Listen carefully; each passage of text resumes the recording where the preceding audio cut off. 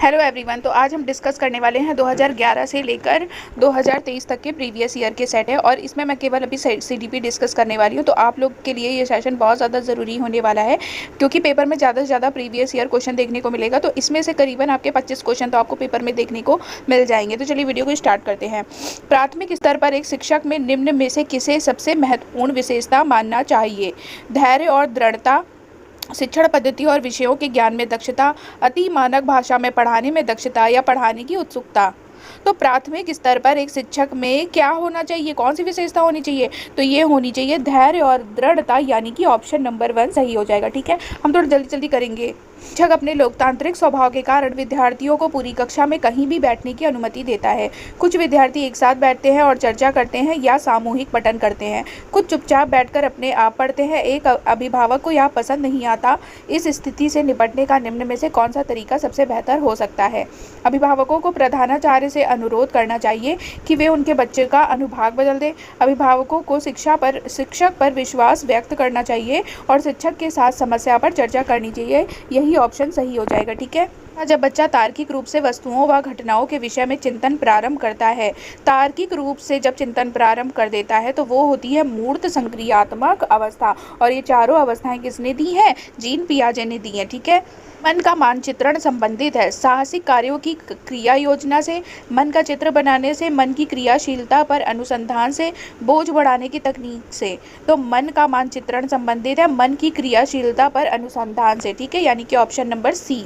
विशेष रूप से प्राथमिक स्तर पर विद्यार्थियों की सीखने संबंधी समस्याओं को संबोधित करने का सबसे बेहतर तरीका है महंगी और चमकदार सहायक सामग्री का प्रयोग करना, सरल और रोचक पाठ्य पुस्तकों का प्रयोग करना, कहानी कथन पद्धति का प्रयोग करना या क्षमता के अनुरूप विभिन्न शिक्षण पद्धतियों का प्रयोग करना। तो इसका राइट आंसर हो जाएगा ऑप्शन नंबर डी, क्षमता के अनुसार विभिन्न शिक्षण पद्धतियों का प्रयोग करना। ठीक है, इसे कौन सा शिक्षार्थियों में सृजनात्मकता का पोषण करता है? प्रत्येक शिक्षार्थी की अंतर्जात प्रतिभाओं का पोषण करने के अवसर प्रदान कराना, विद्यालयी जीवन के प्रारंभ से उपलब्धि के लक्ष्यों पर बल देना, परीक्षा में अच्छे अंकों के लिए विद्यार्थियों की कोचिंग करना या अच्छा शिक्षा के व्यवहारिक मूल्यों के लिए विद्यार्थियों का शिक्षण। तो हमारा राइट आंसर हो जाएगा ऑप्शन नंबर ए, प्रत्येक शिक्षार्थी की अंतर्जात प्रतिभाओं का पोषण करना। ठीक है, पियाजे के अनुसार निम्नलिखित में से कौन सी अवस्था में बच्चा अमूर्त संकल्पनाओं के विषय में तार्किक चिंतन करना प्रारंभ कर देता है? तो अमूर्त संकल्पनाओं के विषय में तार्किक चिंतन प्रारंभ करता है ये औपचारिक संक्रियात्मक अवस्था में, यानी कि ऑप्शन नंबर ए। ठीक है, हो सकता है यदि कक्षा में अधिक से अधिक शिक्षण सामग्री का प्रयोग किया जाए, शिक्षण विभिन्न प्रकार के व्याख्यान और स्पष्टीकरण का प्रयोग करें, कक्षा में आवधिक परीक्षाओं पर अपेक्षित ध्यान दिया जाए या वास्तविक दुनिया से उदाहरणों को कक्षा में लाया जाए जिसमें विद्यार्थी एक दूसरा से अंतः क्रिया करे और शिक्षक उस प्रक्रिया को सुगम बनाए।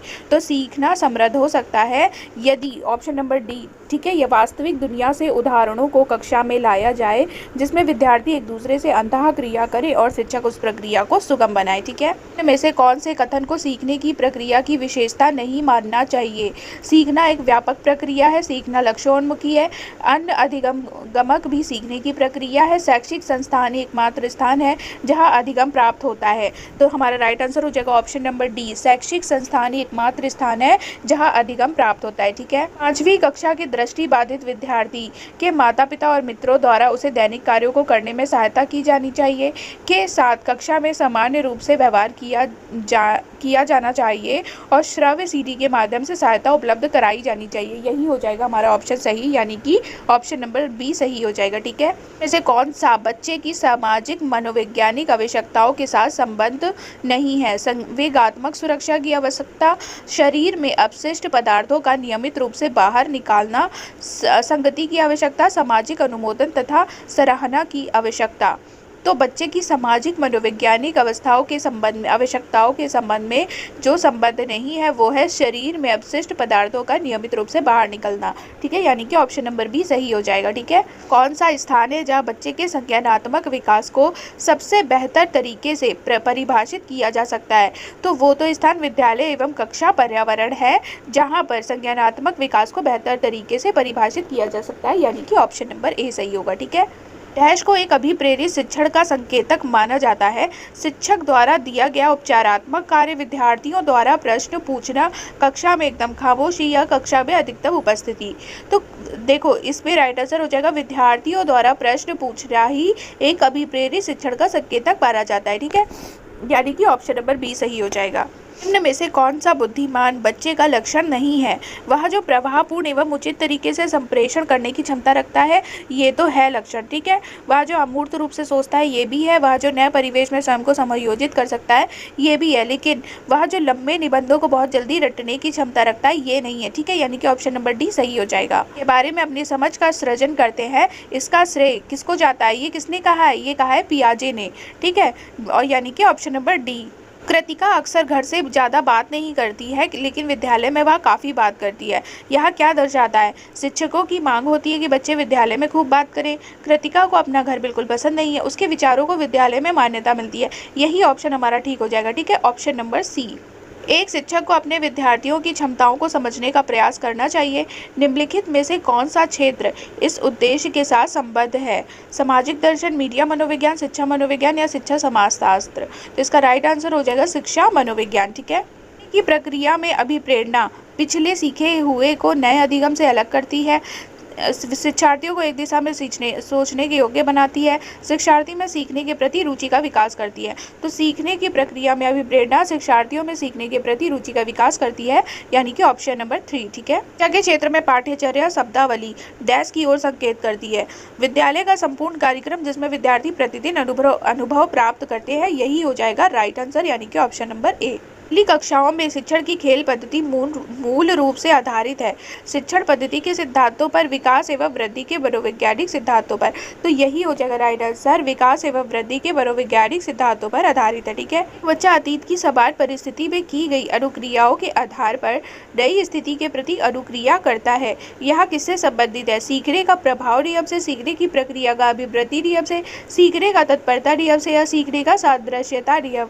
तो ये संबंधित है सीखने का सादृश्यता नियम से। ठीक है, प्रतिभाशाली होने का संकेत नहीं है दूसरों के साथ झगड़ना। पहला ही ऑप्शन हमारा सही हो जाएगा, प्रतिभाशाली होने का संकेत नहीं है दूसरों के साथ झगड़ना। ठीक है, क्वेश्चन है विशेष आवश्यकता वाले बच्चों को शिक्षा उपलब्ध कराई जानी चाहिए विशेष विद्यालयों में विशेष बच्चों के लिए विकसित पद्धतियों द्वारा, विशेष विद्यालयों में शिक्षकों द्वारा या अन्य सामान्य बच्चों के साथ। तो देखो विशेष आवश्यकता वाले बच्चों को शिक्षा उपलब्ध कराई जानी चाहिए अन्य सामान्य बच्चों के साथ। ठीक है, उपयोगी और रोचक प्रक्रिया बनाने के लिए डैश के प्रति सचेत होना चाहिए। विद्यार्थियों को बुद्धिमान या औसत शिक्षार्थी की उपाधि देना, शैक्षिक और सह शैक्षिक क्षेत्रों में विद्यार्थी के सीखने के बारे में जानकारी प्राप्त करने के लिए विविध तरीकों का प्रयोग करना, यही हो जाएगा हमारा right answer, option number B. Dyslexia किससे संबंधित है? डिसलेक्सिया एक प्रकार का पठन विकार होता है और ये पढ़ने में दिक्कत करता है बच्चों के, है ना। जिन बच्चों को पढ़ने में दिक्कत होती है उन्हें डिसलेक्सिया होता है। 26 क्वेश्चन है बच्चों की सीखने की प्रक्रिया में माता पिता को भूमिका कैसी निभानी चाहिए? तो माता पिता को अग्रोन्मुखी भूमिका निभानी चाहिए। ठीक है, समाप्त होने वाली प्रक्रिया या विचार किससे संबंधित है? विकास कभी ना समाप्त होने वाली प्रक्रिया है, यानी कि विकास निरंतर चलता रहता है। तो यह है निरंतरता के सिद्धांत से संबंधित। ठीक है, सीखने के अंतर्दृष्टि सिद्धांत को किसने दिया था? तो सीखने का अंतर्दृष्टि सिद्धांत दिया है गेस्टाल्ट शिक्षावादी ने। ठीक है, निम्नलिखित में से किस अवस्था में बच्चे अपने समवयस्क समूह के सक्रिय सदस्य बन जाते हैं? तो ये किशोरावस्था में होता है, जब बच्चे समवयस्क समूह के सक्रिय सदस्य हो जाते हैं। बच्चों के बौद्धिक विकास की 4 विशिष्ट अवस्थाओं की पहचान किसने की है? तो ये की है पियाजे ने, है ना। पियाजे ने 4 संज्ञानात्मक विकास की अवस्थाएं बताई हैं, यानी कि ऑप्शन नंबर सी सही हो जाएगा। तो ये हो गया एक सेट। अब हम बढ़ते हैं 2012 के सेट की तरफ। ठीक है, ये है 2012 का सेट, ये 18 नवंबर 2012 को आया था। तो चलिए वीडियो को स्टार्ट करते हैं और मैं थोड़ा जल्दी से कर रही हूँ कि जल्दी से आपके क्वेश्चन कवर करा दूँ। ठीक है, बच्चों द्वारा की जाने वाली त्रुटियों के संबंध में निम्नलिखित में से कौन सा कथन सत्य है? यदि एक शिक्षक कक्ष में सभी बच्चों की त्रुटियों को सुधारने योग्य नहीं है तो यह संकेत करता है कि शिक्षक शिक्षा की व्यवस्था में असफल है। ठीक है, एक शिक्षक को प्रत्येक त्रुटि पर ध्यान नहीं देना चाहिए, अन्यथा पाठ्यक्रम पूरा नहीं होगा। ये गलत है। प्रत्येक त्रुटि को सुधारने में बहुत अधिक समय लगेगा, होगा तथा एक शिक्षक के लिए थकाने वाला होगा, ये भी नहीं। स्वयं बच्चों द्वारा त्रुटियों को सुधारा जा सकता है, इसलिए शिक्षकों ने तुरंत ही नहीं सुधारना चाहिए, ये भी नहीं। यानी कि हमारा ऑप्शन नंबर ए सही हो जाएगा। ठीक है। नर्सरी कक्षा में शुरुआत करने के लिए कौन सी विषय वस्तु सबसे अच्छी है? मेरा विद्यालय मेरा परिवार। देखो मेरा परिवार ही सबसे अच्छी है अगर नर्सरी कक्षा में शुरुआत होने जा रही है तो। ठीक है। कक्षा में सकारात्मक वातावरण निर्मित करने के लिए एक शिक्षक को विभेद नहीं करना चाहिए और प्रत्येक बच्चे के लिए समान लक्ष्य सुनिश्चित करने चाहिए। यही हो जाएगा राइट आंसर, यानी कि ऑप्शन नंबर ए। एक बच्चे को जो डैश से ग्रस्त है वह 100 को वॉस न्यूक्लियर को अनक्लियर में अंतर नहीं कर पाता, वह किस रोग से ग्रसित होगा? तो उसको क्या होगा? उसे डिसलेक्सिया मानसिक रोग होगा। ठीक है। कौन सी विशेषता समस्या समाधान उपागम का विशेष चिन्ह है? समस्या मौलिक होती है, सही उत्तर प्राप्त करने का सामान्यतः एक उपागम होता है, समस्या केवल एक सिद्धांत प्रकरण पर आधारित है, समस्या कथन में संकेत अंतर्निहित रूप से दिया जाता है। यही हो जाएगा right answer, option number D. समस्या कथन में संकेत अंतर्निहित रूप से दिया जाता है। ठीक है। प्रतिभाशाली विद्यार्थी शिक्षकों से स्वतंत्र होते हैं, स्वभाव में अंतर्मुखी होते हैं, अपनी आवश्यकताओं को दृढ़ता पूर्वक नहीं कह पाते, अपने निर्णयों में आत्मनिर्भर होते हैं। तो प्रतिभाशाली विद्यार्थी अपने निर्णयों में आत्मनिर्भर होते हैं, यानी कि ऑप्शन नंबर डी। चिंतन के सूचना प्रक्रमण सिद्धांत में निम्नलिखित चरण आते हैं: प्रतिक्रिया क्रियान्वयन, प्रतिक्रिया चयन, श्रेणीकरण या पूर्व प्रक्रमण। इसमें आपको बताना है कि चरण में कौन पहला होगा और कौन लास्ट में होगा। ठीक है। तो सबसे पहले आएगा पूर्व प्रक्रमण, फिर आएगा श्रेणीकरण, फिर आएगा प्रतिक्रिया चयन, फिर आएगा प्रतिक्रिया क्रियान्वयन, यानी कि ऑप्शन नंबर डी हमारा सही हो जाएगा। ठीक है। सीखने संबंधी निर्योग्यताएं सामान्यतः औसत से श्रेष्ठ बुद्धि लब्धि वाले बच्चों में पाई जाती हैं, लड़कियों की तुलना में अधिकतर लड़कों में पाई जाती है, अधिकतर उन बच्चों में पाई जाती है जो शहरी क्षेत्रों की अपेक्षा ग्रामीण क्षेत्रों से संबंध रखते हैं, उन बच्चों में पाई जाती है विशेषता जिनके पैतृक अभिभावक इस प्रकार की समस्याओं से ग्रसित होते हैं। तो सीखने संबंधी निर्योग्यताएं सामान्यतः उन बच्चों में पाई जाती है जो विशेषता जिनके पैतृक अभिभावक इस प्रकार की समस्याओं से ग्रसित होते हैं, यानी कि ऑप्शन नंबर डी। ठीक है।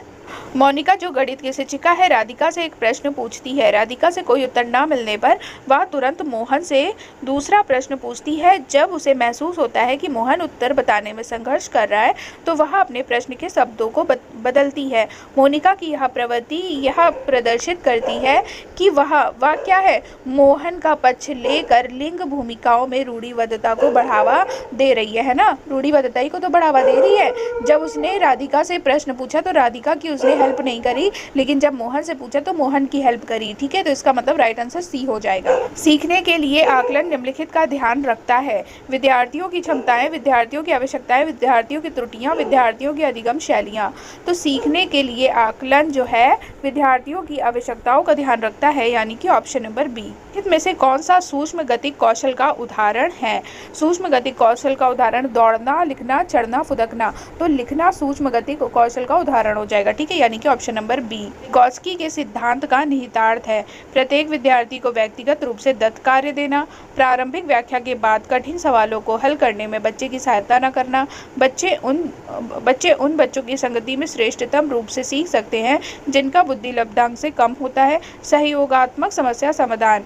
तो वाइगॉस्की के सिद्धांत का निहितार्थ है सहयोगात्मक समस्या समाधान, यानी कि ऑप्शन नंबर डी। चोर डैश का अनुभव कर सकते हैं: दुश्चिंता और स्वयं से सरोकार। यही हो जाएगा हमारा राइट आंसर, ऑप्शन नंबर 1। किशोर दुश्चिंता और स्वयं से सरोकार का अनुभव कर सकते हैं। ठीक है। रूप से सक्षम बच्चों को सामान्यतः डैश होता है। तो शारीरिक रूप से सक्षम बच्चों को सामान्यतः डिस्ग्राफिया होता है। ठीक है। आंशिक पुनर्बलन सतत पुनर्बलन की अपेक्षा कम प्रभावी होता है। वास्तविक कक्षा कक्ष में अनुपयुक्त नहीं किया जा सकता। पशुओं को प्रशिक्षित करने में सर्वाधिक कार्य करता है। सतत पुनर्बलन की अपेक्षा अधिक प्रभावी होता है। तो आंशिक पुनर्बलन क्या होता है? सतत पुनर्बलन की अपेक्षा अधिक प्रभावी होता है, यानी कि ऑप्शन नंबर डी। एक सशक्त विद्यालय अपने शिक्षकों में निम्नलिखित योग्यताओं में से किसे सर्वाधिक बढ़ावा देगा? तो किसे सर्वाधिक बढ़ावा देगा? सशक्त विद्यालय जो है वो निम्नलिखित योग्यताओं में किसे सर्वाधिक बढ़ावा देगा? वो देगा प्रतिस्पर्धात्मक अभिवृद्धि को। ठीक है। निम्नलिखित में से अंतः विषयी अनुदेशन का सर्वोत्कृष्ट लाभ यह है। अब मैं केवल ऑप्शन बता रही हूँ आपको कि कौन सा ऑप्शन सही है। ठीक है। आप वीडियो रोक के ऑप्शन देख लीजिएगा, क्योंकि ऐसे वीडियो बहुत ज़्यादा लंबी हो जाएगी और आपको भी बोर लगेगी। ठीक है। तो निम्नलिखित में अंतः विषयी अनुदेशन का सर्वोत्कृष्ट लाभ यह है कि ऑप्शन नंबर बी सही हो जाएगा। विद्यार्थियों को सीखे गए ज्ञान का बहु संदर्भों में अनुप्रयोग करने और सामान्यीकृत करने के अवसर दिए जाते हैं। ठीक है, विद्यार्थी जो समृद्ध ज्ञान और शैक्षणिक दक्षता की हार्दिक इच्छा प्रदर्शित करते हैं उनके पास होता है निष्पादन उपागम अभिविन्यास, यानी कि ऑप्शन नंबर ए सही हो जाएगा। शिक्षक डैश के अलावा निम्नलिखित सभी को करते हुए समस्या समाधान को विद्यार्थियों के लिए मजेदार बना सकते हैं। किसके अलावा सभी को करते हुए समस्या समाधान को विद्यार्थियों के लिए मजेदार बना सकते हैं? तो इसका राइट आंसर हो जाएगा ऑप्शन नंबर बी। शिक्षक जब विद्यार्थी स्वयं से कोई कार्य करने की कोशिश कर रहे हो तो उनसे परिपूर्णता की अपेक्षा करने के अलावा, यानी कि ऑप्शन नंबर बी। ठीक है, भाषा में अर्थ की सबसे छोटी इकाई क्या होती है? तो भाषा में अर्थ की सबसे छोटी इकाई स्वनिम होती है। ठीक है, वो बुद्धि सिद्धांत निम्नलिखित निहितार्थ देता है। सिवाय बुद्धि प्रक्रमण संक्रियाओं का एक विशिष्ट समुच्चय समाधान के लिए किया जाता है, यानी कि ऑप्शन नंबर सी सही हो जाएगा। निम्नलिखित में से कौन सा सीखने के लिए अधिकतम रूप से अभिप्रेरित करता है? तो ये प्रेरित करता है लक्ष्यों को प्राप्त करने में व्यक्तिगत संतुष्टि, यानी कि ऑप्शन नंबर सी। सामान्यतः डैश रूप से शैक्षणिक निष्पादन से संबंधित होते हैं, तो बुद्धि लब्धांक सामान्यतः उच्च रूप से शैक्षणिक निष्पादन से संबंधित होते हैं, यानी कि ऑप्शन नंबर ए सही हो जाएगा। वर्षीय बच्चा बुद्धि लब्धि परीक्षण में 75 अंक प्राप्त करता है, उसकी मानसिक आयु डैश वर्ष होगी। उसकी मानसिक आयु क्या होगी? देखो, बुद्धि लब्धि दिया हुआ है 75 वर्ष और वास्तविक आयु भी दिया हुआ है 16 वर्ष। तो आपको बस फॉर्मूला लगाना है और आंसर आ जाएगा। तो इसका आंसर 12 आएगा। ठीक है, आप लोग फॉर्मूला लगा के देख लेना। विद्यार्थियों के पोर्टफोलियो के लिए सामग्री का चयन करते समय डैश का डैश जरूर होना चाहिए। तो विद्यार्थियों का समावेशन, यानी कि ऑप्शन नंबर बी। ठीक है, समावेशन को निम्नलिखित की आवश्यकता होती है। देखो, सफल समावेशन को संवेदनशील की आवश्यकता होती है, अभिभावकों की भागीदारी की भी, क्षमता संवर्धन की भी, लेकिन पृथक्करण की आवश्यकता नहीं होती, यानी कि ऑप्शन नंबर बी सही हो जाएगा। विद्यालय में लिंग भेदभाव से बचने का सर्वोत्तम तरीका हो सकता है शिक्षकों द्वारा उनके लिंग पक्षपात पूर्ण व्यवहारों का अधिसंज्ञान, यही हो जाएगा right answer option number A. ठीक है, शैक्षणिक क्षेत्रों में निष्पादन के आधार पर शैक्षणिक क्षेत्रों में निष्पादन के स्तर को बढ़ाने का औचित्य स्थापन किस आधार पर किया जा सकता है? तो ये किया जा सकता है व्यक्तिगत विभिन्नताओं को संतुष्ट करता है। ठीक है, यानी कि ऑप्शन नंबर बी। विद्यालय में नियमित उपस्थिति के लिए वंचित बच्चों को प्रोत्साहित करने का निम्नलिखित में से कौन सा तरीका सर्वाधिक उपयुक्त होगा? तो ये होगा आवासीय विद्यालय खोलना, यानी कि ऑप्शन नंबर ए सही हो जाएगा।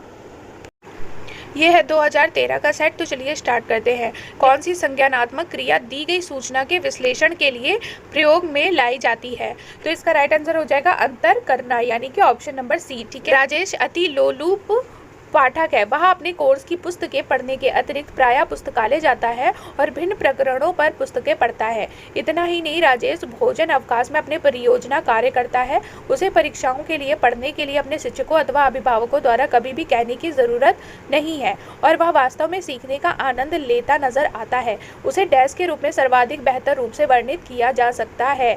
तो उसका राइट आंसर हो जाएगा आंतरिक रूप से अभिप्रेरित शिक्षार्थी है राजेश। ठीक है, यानी कि ऑप्शन नंबर ए सही हो जाए। पूर्व प्राथमिक स्तर पर बच्चों पर खोज करने की अनुमति दे दी जाए तो वे संतुष्ट हो जाते हैं। जब उन्हें हतोत्साहित किया जाता है तो वे व्यथित हो जाते हैं। वे ऐसा डैश की उनकी अभिप्रेरणा के कारण करते हैं, तो अपनी उपेक्षा को कम करने के कारण करते हैं, यानी कि ऑप्शन नंबर बी। ठीक है, मानव बुद्धि एवं विकास की समझ शिक्षक को डैश के योग्य बनाती है।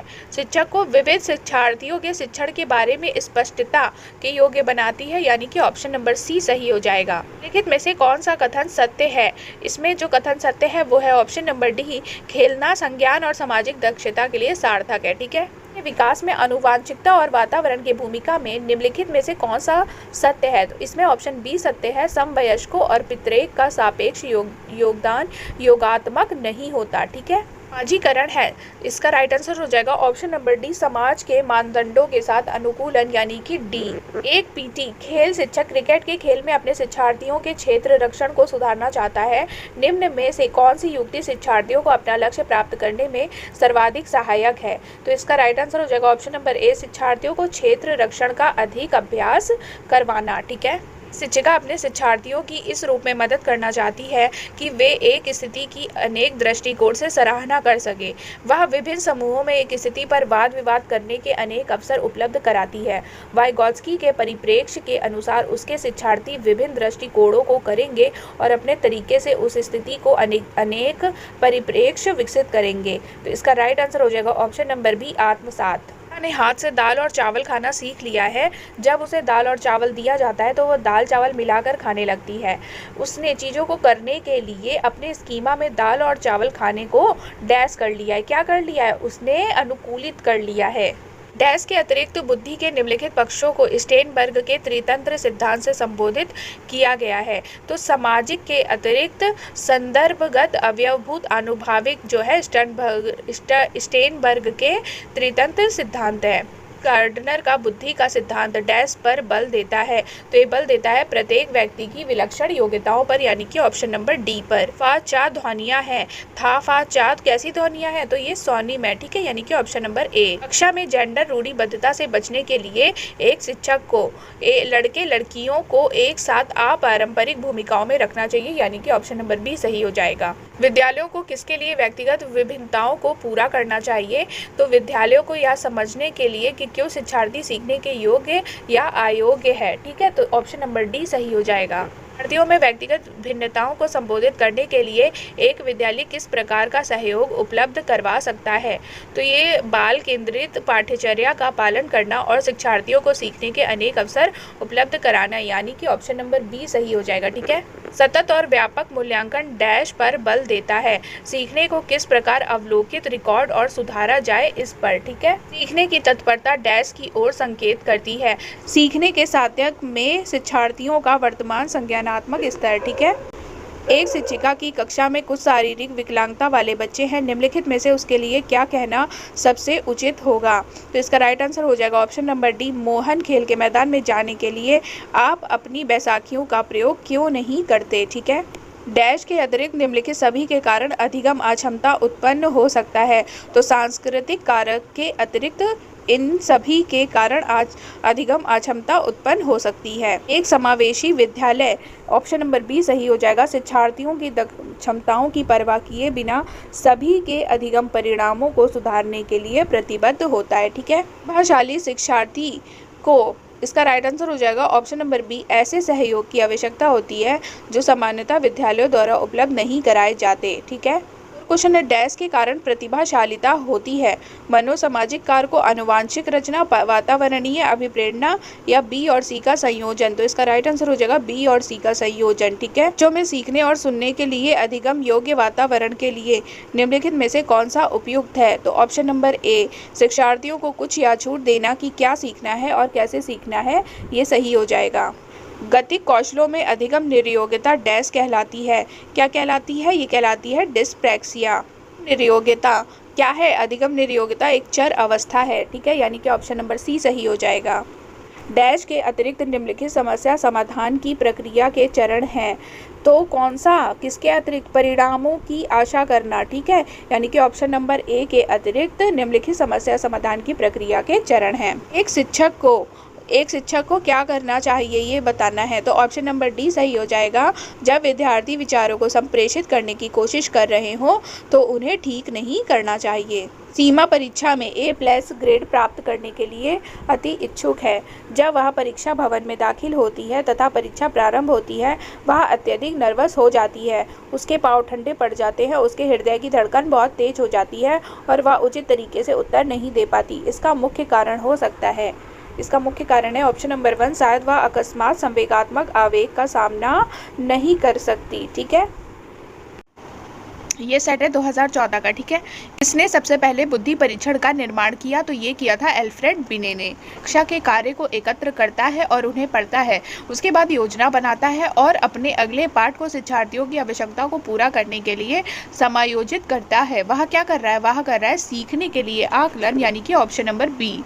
कक्ष में जेंडर, लिंग विभेद शिक्षार्थियों के हर्षान्मुख प्रयासों अथवा निष्पादन का कारण बन सकता है, यही हो जाएगा राइट आंसर, ठीक है। बंदी जागरूकता निम्नलिखित में से किस क्षमता से संबंधित है? तो ये संबंधित है ध्वनि संरचना पर चिंतन करना व उसमें हेरफेर करना, यानी कि ऑप्शन नंबर डी। प्रकृति पोषण विवाद निम्नलिखित में से किससे संबंधित है? प्रकृति पोषण विवाद संबंधित है आनुवांशिकी एवं वातावरण से, यानी कि ऑप्शन नंबर डी से। मानव विकास है, मानव विकास गुणात्मक है या क्या है? मानव विकास है मात्रात्मक और गुणात्मक दोनों, ठीक है, यानी कि ऑप्शन नंबर सी सही हो जाएगा। निम्न में से कौन सा समाजीकरण की निष्क्रिय एजेंसी है? तो ये है सार्वजनिक पुस्तकालय जो है समाजीकरण की निष्क्रिय एजेंसी है, ठीक है। संज्ञानात्मक विकास निम्न में से किसके द्वारा समर्थित होता है? तो संज्ञानात्मक विकास जो है समर्थित होता है एक समृद्ध और विविधतापूर्ण वातावरण उपलब्ध कराने से, ठीक है, ऑप्शन नंबर बी सही हो जाएगा। निम्न में से कौन सा सीखने की शैली का एक उदाहरण है? तो चाक्षुष जो है वो सीखने की शैली का एक उदाहरण है, यानी कि ऑप्शन नंबर डी।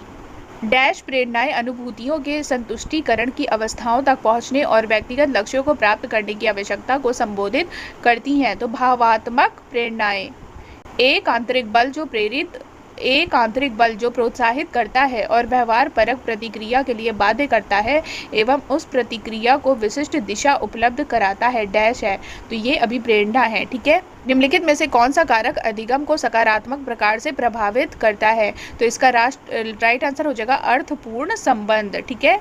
प्रतिभाशाली शिक्षार्थियों को डैश से जुड़े प्रश्नों पर अधिक समय देने के लिए कहा जा सकता है। प्रतिभाशाली शिक्षार्थियों को सृजन से जुड़े प्रश्नों पर अधिक समय देने के लिए कहा जा सकता है, यानी कि ऑप्शन नंबर बी सही हो जाएगा। निम्न में से कौन सा कौशल संवेगात्मक बुद्धि से संबंधित है? तो ये होगा समानुभूति देना। प्रवाह, पूर्णता, व्याख्या, मौलिकता और लचीलापन डैश के साथ संबंधित तत्व हैं। तो ये है अपसारी चिंतन के साथ।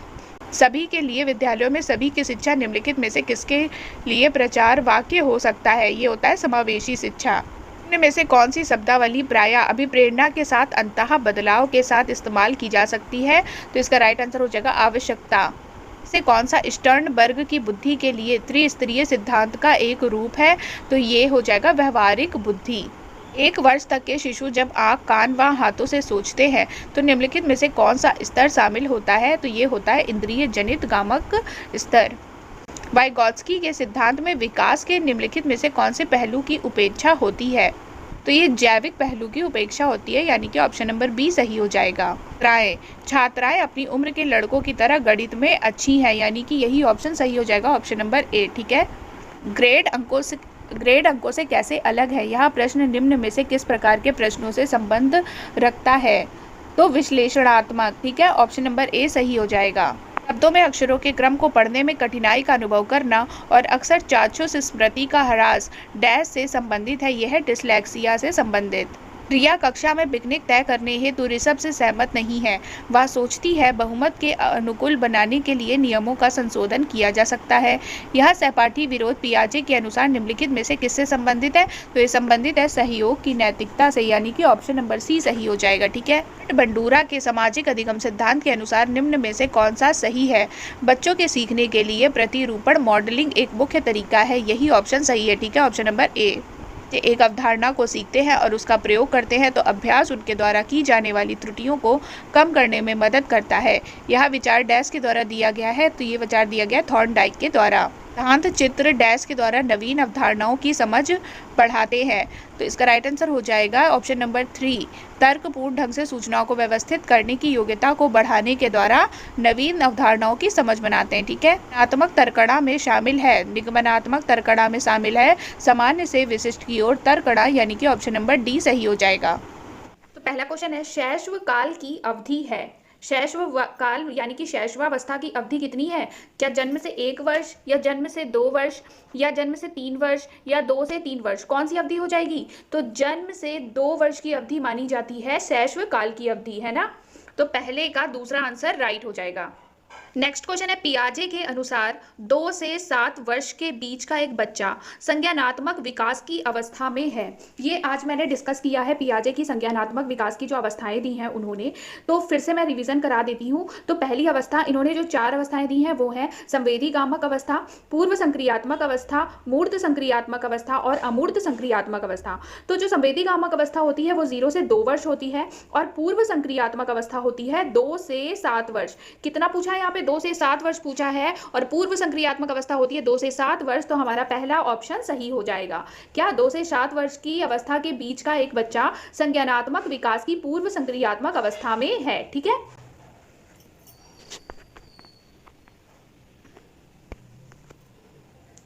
विकास डैश से डैश की ओर बढ़ता है। विकास कहाँ से कहाँ की ओर बढ़ता है? सामान्य से विशिष्ट की ओर, जटिल से कठिन, विशिष्ट से सामान्य या साधारण से आसान। तो चौथा तो ऑप्शन गलत है, साधारण से आसान ऐसा कुछ नहीं होता, विशिष्ट से सामान्य भी नहीं होता और जटिल से कठिन भी नहीं होता, दोनों तो एक ही हो गए। अब ऑप्शन 1 है सामान्य से विशिष्ट। मैं फिर से एक बार रिवाइज करा देती हूँ। सामान्य से विशिष्ट का कारण होता है जैसे कि जब बच्चा जन्म लेता है तो उसकी पूरी बॉडी हिलती है, आपने देखा होगा बच्चे का हाथ भी हिलता है, पैर भी हिलता है, वो सब कुछ हिलाता है। लेकिन जब हम उसे कुछ पकड़ने को देते हैं तो वो अपनी उंगलियों पर कंट्रोल नहीं कर पाता, अच्छे से चीज को पकड़ नहीं पाता, फिर वो धीरे धीरे उस चीज को पकड़ना सीखता है। तो इसी को बोलते हैं सामान्य से विशिष्ट की ओर बढ़ता है विकास, है ना। तो पहला ऑप्शन क्या हो जाएगा? सही हो जाएगा। जब वयस्क सहयोग से सामंजस्य कर लेते हैं तो वे बच्चे के वर्तमान स्तर के प्रदर्शन को संभावित क्षमता के स्तर के प्रदर्शन की तरफ प्रगति क्रम को सुगम बनाते हैं। इसे कहा जाता है, क्या कहा जाता है इसे कहा जाता है सहयोग देना। क्या कहा जाता है? सहयोग देना। नवीन जानकारी को शामिल करने के लिए वर्तमान स्कीमा में बदलाव की प्रक्रिया डैश कहलाती है। क्या कहलाती है? स्कीमा में बदलाव की प्रक्रिया क्या कहलाती है? स्कीमा में बदलाव की प्रक्रिया समायोजन कहलाती है। क्या कहलाती है? समायोजन कहलाती है। मध्य बाल्यावस्था में भाषा डैश के बजाय डैश अधिक है। मध्य बाल्यावस्था में भाषा डैश के बजाय डैश अधिक है। अहम केंद्रित के बजाय समाजीकृत, समाजीकृत के बजाय अहम केंद्रित, जीववादी के बजाय समाजीकृत या परिपक्व के बजाय अपरिपक्व। तो क्या है मध्य बाल्यावस्था में भाषा? तो इसका राइट आंसर हो जाएगा समाजीकृत के बजाय अहम केंद्रित। आपने देखा होगा किसी छोटे बच्चे को जो मध्य बाल्यावस्था में होगा, आपने देखा होगा वो अपने आप से ही अपने आप को डायरेक्शन देता है और खुद ही गाड़ियां चला, जैसे वो उसने कोई टॉय ले रखा है, गाड़ी ले रखी है और वो अपने आप से बातें करे कि मैं ऐसे जाऊंगा, अब इस गाड़ी को ऐसे ले जाना है, वैसे ले जाना है। वो अकेला ही खेलता रहता है और अपने को ही डायरेक्शन देता है। तो ये क्या समाजीकृत नहीं है, वो अहम केंद्रित भाषा है, मतलब वो खुद से ही बात कर रहा है। ठीक है, तो इसका राइट आंसर हो जाएगा ऑप्शन नंबर 2। 7वां क्वेश्चन है, बाल केंद्रित शिक्षा में शामिल है बच्चों के लिए हस्तपरक गतिविधियां, बच्चों का एक कोने में बैठना, प्रतिबंधित परिवेश में अधिगम, वे गतिविधियां जिनमें खेल शामिल नहीं है। बाल केंद्रित शिक्षा कैसी होती है? क्या वो शिक्षा है जिसमें वे गतिविधियां जिनमें खेल शामिल नहीं है? ऐसा नहीं है। ठीक है, प्रतिबंधित परिवेश में अधिगम, अगर प्रतिबंधित परिवेश में अधिगम होगा तो बच्चा कभी भी नहीं सीख पाएगा। बच्चों का एक कोने में बैठना, ये कैसी शिक्षा हुई कि बच्चे एक कोने में बैठे हैं? तो क्या हस्तपरक गतिविधियां, मतलब क्या बच्चे जितना एक्टिविटीज करके सीखेंगे वही शिक्षा अच्छी है ना। तो बाल केंद्रित शिक्षा में क्या शामिल है? हस्तपरक गतिविधियां यानी कि एक्टिविटीज। कक्षा अध्यापक ने राघव को अपनी कक्षा में अपने कीबोर्ड पर स्वयं द्वारा तैयार किया गया मधुर संगीत बजाते हुए देखा। कक्षा अध्यापक ने विचार किया कि राघव में डैश बुद्धि उच्च स्तरीय थी। कौन सी बुद्धि उच्च स्तरीय थी? स्थानिक, शारीरिक गतिबोधक, संगीतमय या भाषाई? तो उसने क्या बजाया? उसने मधुर संगीत बजाया ना, तो उसमें कौन सी बुद्धि उच्च स्तरीय थी? संगीतमय बुद्धि उच्च स्तरीय थी।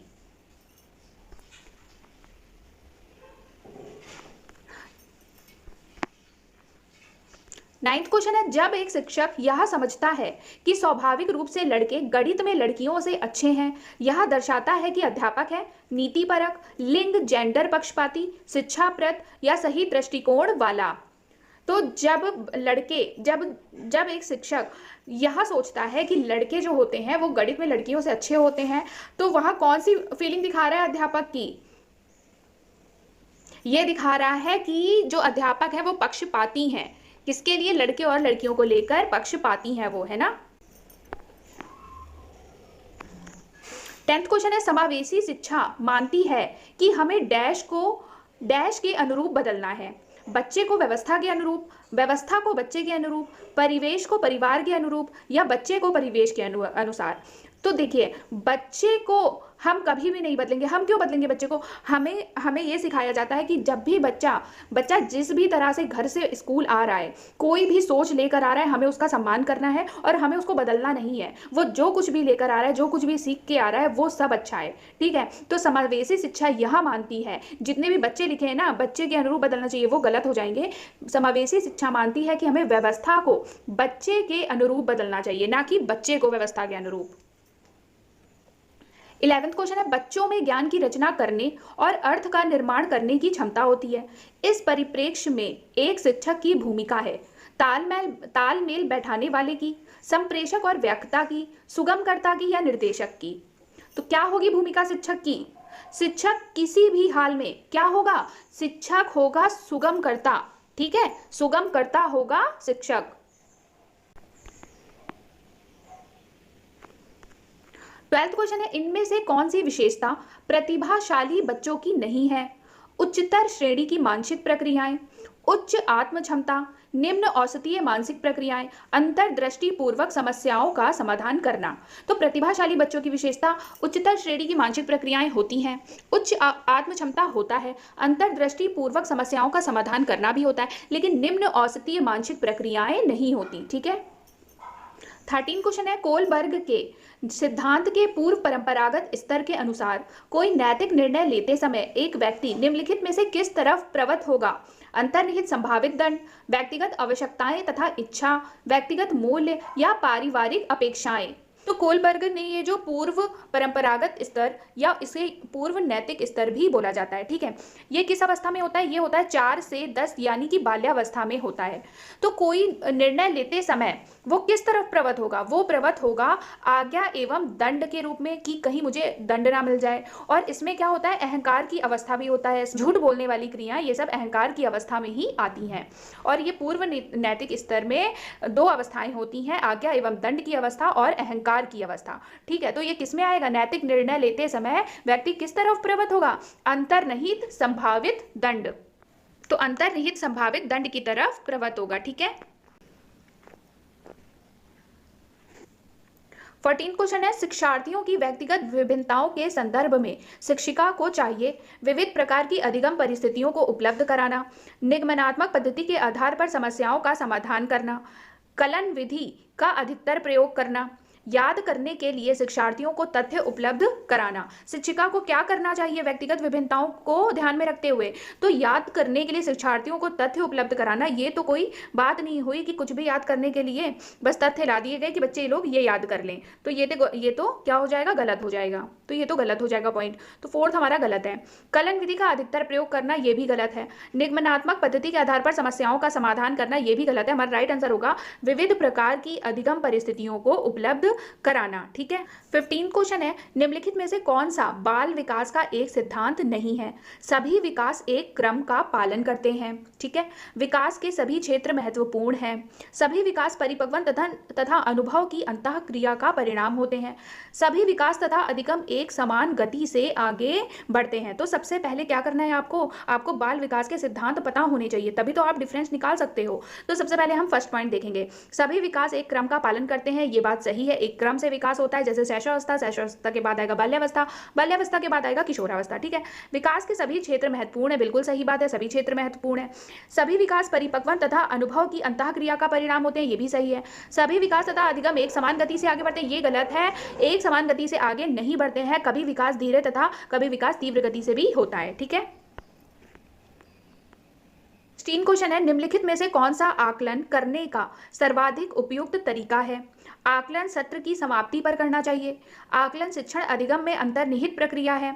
आकलन एक शैक्षणिक सत्र में 2 बार करना चाहिए, शुरू में और अंत में। आकलन शिक्षक के द्वारा नहीं बल्कि किसी बाहरी एजेंसी के द्वारा कराना चाहिए। तो इसका राइट आंसर क्या हो जाएगा? सबसे पहले तो हम गलत निकालेंगे, सबसे पहले नीचे से शुरू करते हैं। आकलन शिक्षक के द्वारा नहीं बल्कि किसी बाहरी एजेंसी के द्वारा करना चाहिए, ये गलत हो जाएगा। क्यों बाहरी एजेंसी के द्वारा करना चाहिए? साल भर शिक्षक पढ़ाता है तो उसे पता होता है कि बच्चे किस लेवल में हैं, बच्चे कितना सीख रहे हैं और कितना उन्हें आ रहा है। तो शिक्षक ही तो उसका आकलन करेगा, ना कि बाहरी एजेंसी आगे करेंगी। आकलन एक शैक्षणिक सत्र में 2 बार करना चाहिए, शुरू में और अंत में, और बीच में क्या करना चाहिए फिर? तो ये भी गलत हो जाएगा। ठीक है। आकलन सत्र की समाप्ति पर करना चाहिए, ये भी गलत है। आकलन शिक्षण अधिगम में अंतर्निहित प्रक्रिया है, ये सही। आकलन शिक्षण अधिगम में अंतर्निहित प्रक्रिया है। ठीक है। 17 क्वेश्चन है, निम्नलिखित में से कौन सा सृजनात्मकता से संबंधित है? सृजनात्मकता मतलब क्रिएटिविटी से कौन सा संबंधित है? अभिसारी चिंतन, अभिसारी चिंतन, सांवेगिक चिंतन या अहमवादी चिंतन? तो सबसे पहले अभिसारी चिंतन क्या होता है कि जब बच्चा बहुत चीजें सोच पाता है, जैसे एक क्वेश्चन दे दिया गया, एक उसे प्रॉब्लम दे दी गई और उसके वो कई सारे सॉल्यूशन निकाल पाता है, तो ये क्या होता है? अभिसारी चिंतन होता है। और यही किससे संबंधित होता है? सृजनात्मकता से संबंधित होता है। अगर बच्चा क्रिएटिव है तो वो बहुत सारी चीज़ें सीख सकता है, बहुत सारी चीज़ें सोच सकता है, एक समस्या का वो बहुत सारा सॉल्यूशन निकाल सकता है। तो अपसारी चिंतन ही संबंधित है किससे? सृजनात्मकता से। क्वेश्चन है, बच्चों के बारे में निम्नलिखित कथनों में से किस कथन से वाइगॉत्स्की सहमत होते हैं? बच्चे समवयस्कों और वयस्कों के साथ सामाजिक अंतःक्रिया के माध्यम से सीखते हैं। बच्चे तब सीखते हैं जब उनके लिए आकर्षक पुरस्कार निर्धारित किए जाएं। बच्चों के चिंतन को तब समझा जा सकता है जब प्रयोगशाला में पशुओं पर प्रयोग किया जाए। बच्चे जन्म से शैतान होते हैं और उन्हें दंड देकर नियंत्रित किया जाना चाहिए। तो वाइगॉत्स्की ने क्या दिया है? वाइगॉत्स्की ने दिया है सामाजिक सांस्कृतिक सिद्धांत। ठीक है, तो यही पॉइंट को हम ध्यान में रखते हुए देखेंगे कि बच्चे समवयस्कों और वयस्कों के साथ सामाजिक अंतःक्रिया के माध्यम से सीखते हैं। ये किसने कहा? ये कहा है वाइगॉत्स्की ने। लेकिन ये पॉइंट भी देख लेते हैं, जब उन्हें पुरस्कार दिया जाता है तब बच्चे सीखते हैं, तो ये तो गलत है। बच्चों के चिंतन को तब समझा जा सकता है जब प्रयोगशाला में पशुओं पर प्रयोग किया जाए। क्यों? जब प्रयोगशाला में पशुओं में प्रयोग होगा तभी बच्चों की चिंतन को क्यों समझा जाएगा? कुछ भी पॉइंट। बच्चे जन्म से शैतान होते हैं, उन्हें दंड हम कभी भी बच्चे को नहीं दे सकते, चाहे बच्चा कितना भी शैतान क्यों ना हो। बच्चे जिज्ञासु प्राणी होते हैं जो अपने चारों ओर के जगत को खोजने के लिए अपने ही तर्कों और क्षमताओं का उपयोग करते हैं। ठीक है, और सेकंड पॉइंट है, चिंतन में वयस्कों की भांति ही होते हैं और जो वो बड़े होते हैं उनके चिंतन में गुणात्मक वृद्धि होती है। रीते बर्तन के समान होते हैं जिसमें बड़ों के द्वारा दिया गया ज्ञान भरा जाता है। निष्क्रिय जीव होते हैं जो प्रदत्त सूचना को ज्यों की त्यों प्रतिलिपि के रूप में प्रस्तुत कर देते हैं। तो सबसे पहले हम गलत पॉइंट ही बाहर निकालेंगे। ठीक है, तो बच्चे क्या होते हैं? निष्क्रिय जीव होते हैं, ऐसा नहीं है। बच्चे बर्तन के समान होते हैं जिसमें बड़ों के द्वारा ज्ञान भरा जाता है, ऐसा भी नहीं है। बच्चा खुद से सीखता है। चिंतन में वयस्कों की भांति होती है, ऐसा कुछ नहीं है कि बच्चा जन्म लेते ही क्या अगर वो सोच रहा है तो वो बड़ों की तरह सोच लेगा, ये भी गलत है। तो पहला ऑप्शन क्या है हमारा? सही हो जाएगा, जिज्ञासु होते हैं बच्चे। ठीक है, कुछ भी नया सीखने के लिए उनके अंदर जिज्ञासा होती है और वो अपने चारों ओर के जगत को खोजने के लिए अपने ही तर्कों और क्षमताओं का उपयोग करते हैं। बच्चों की त्रुटियों के बारे में निम्नलिखित में से कौन सा कथन सत्य है? ठीक है, असावधानी के कारण बच्चे त्रुटियां करते हैं। बच्चों की त्रुटियां उनके सीखने की प्रक्रिया का अंग है। बच्चे तब त्रुटियां करते हैं जब शिक्षक सौम्य हो और उन्हें त्रुटियां करने पर दंड ना देता हो। ये कैसा पॉइंट हो गया? शिक्षक सौम्य हो और त्रुटियां करने पर दंड ना देता हो तो बच्चे क्या अपने आप ही गलतियां करने लग जाते हैं?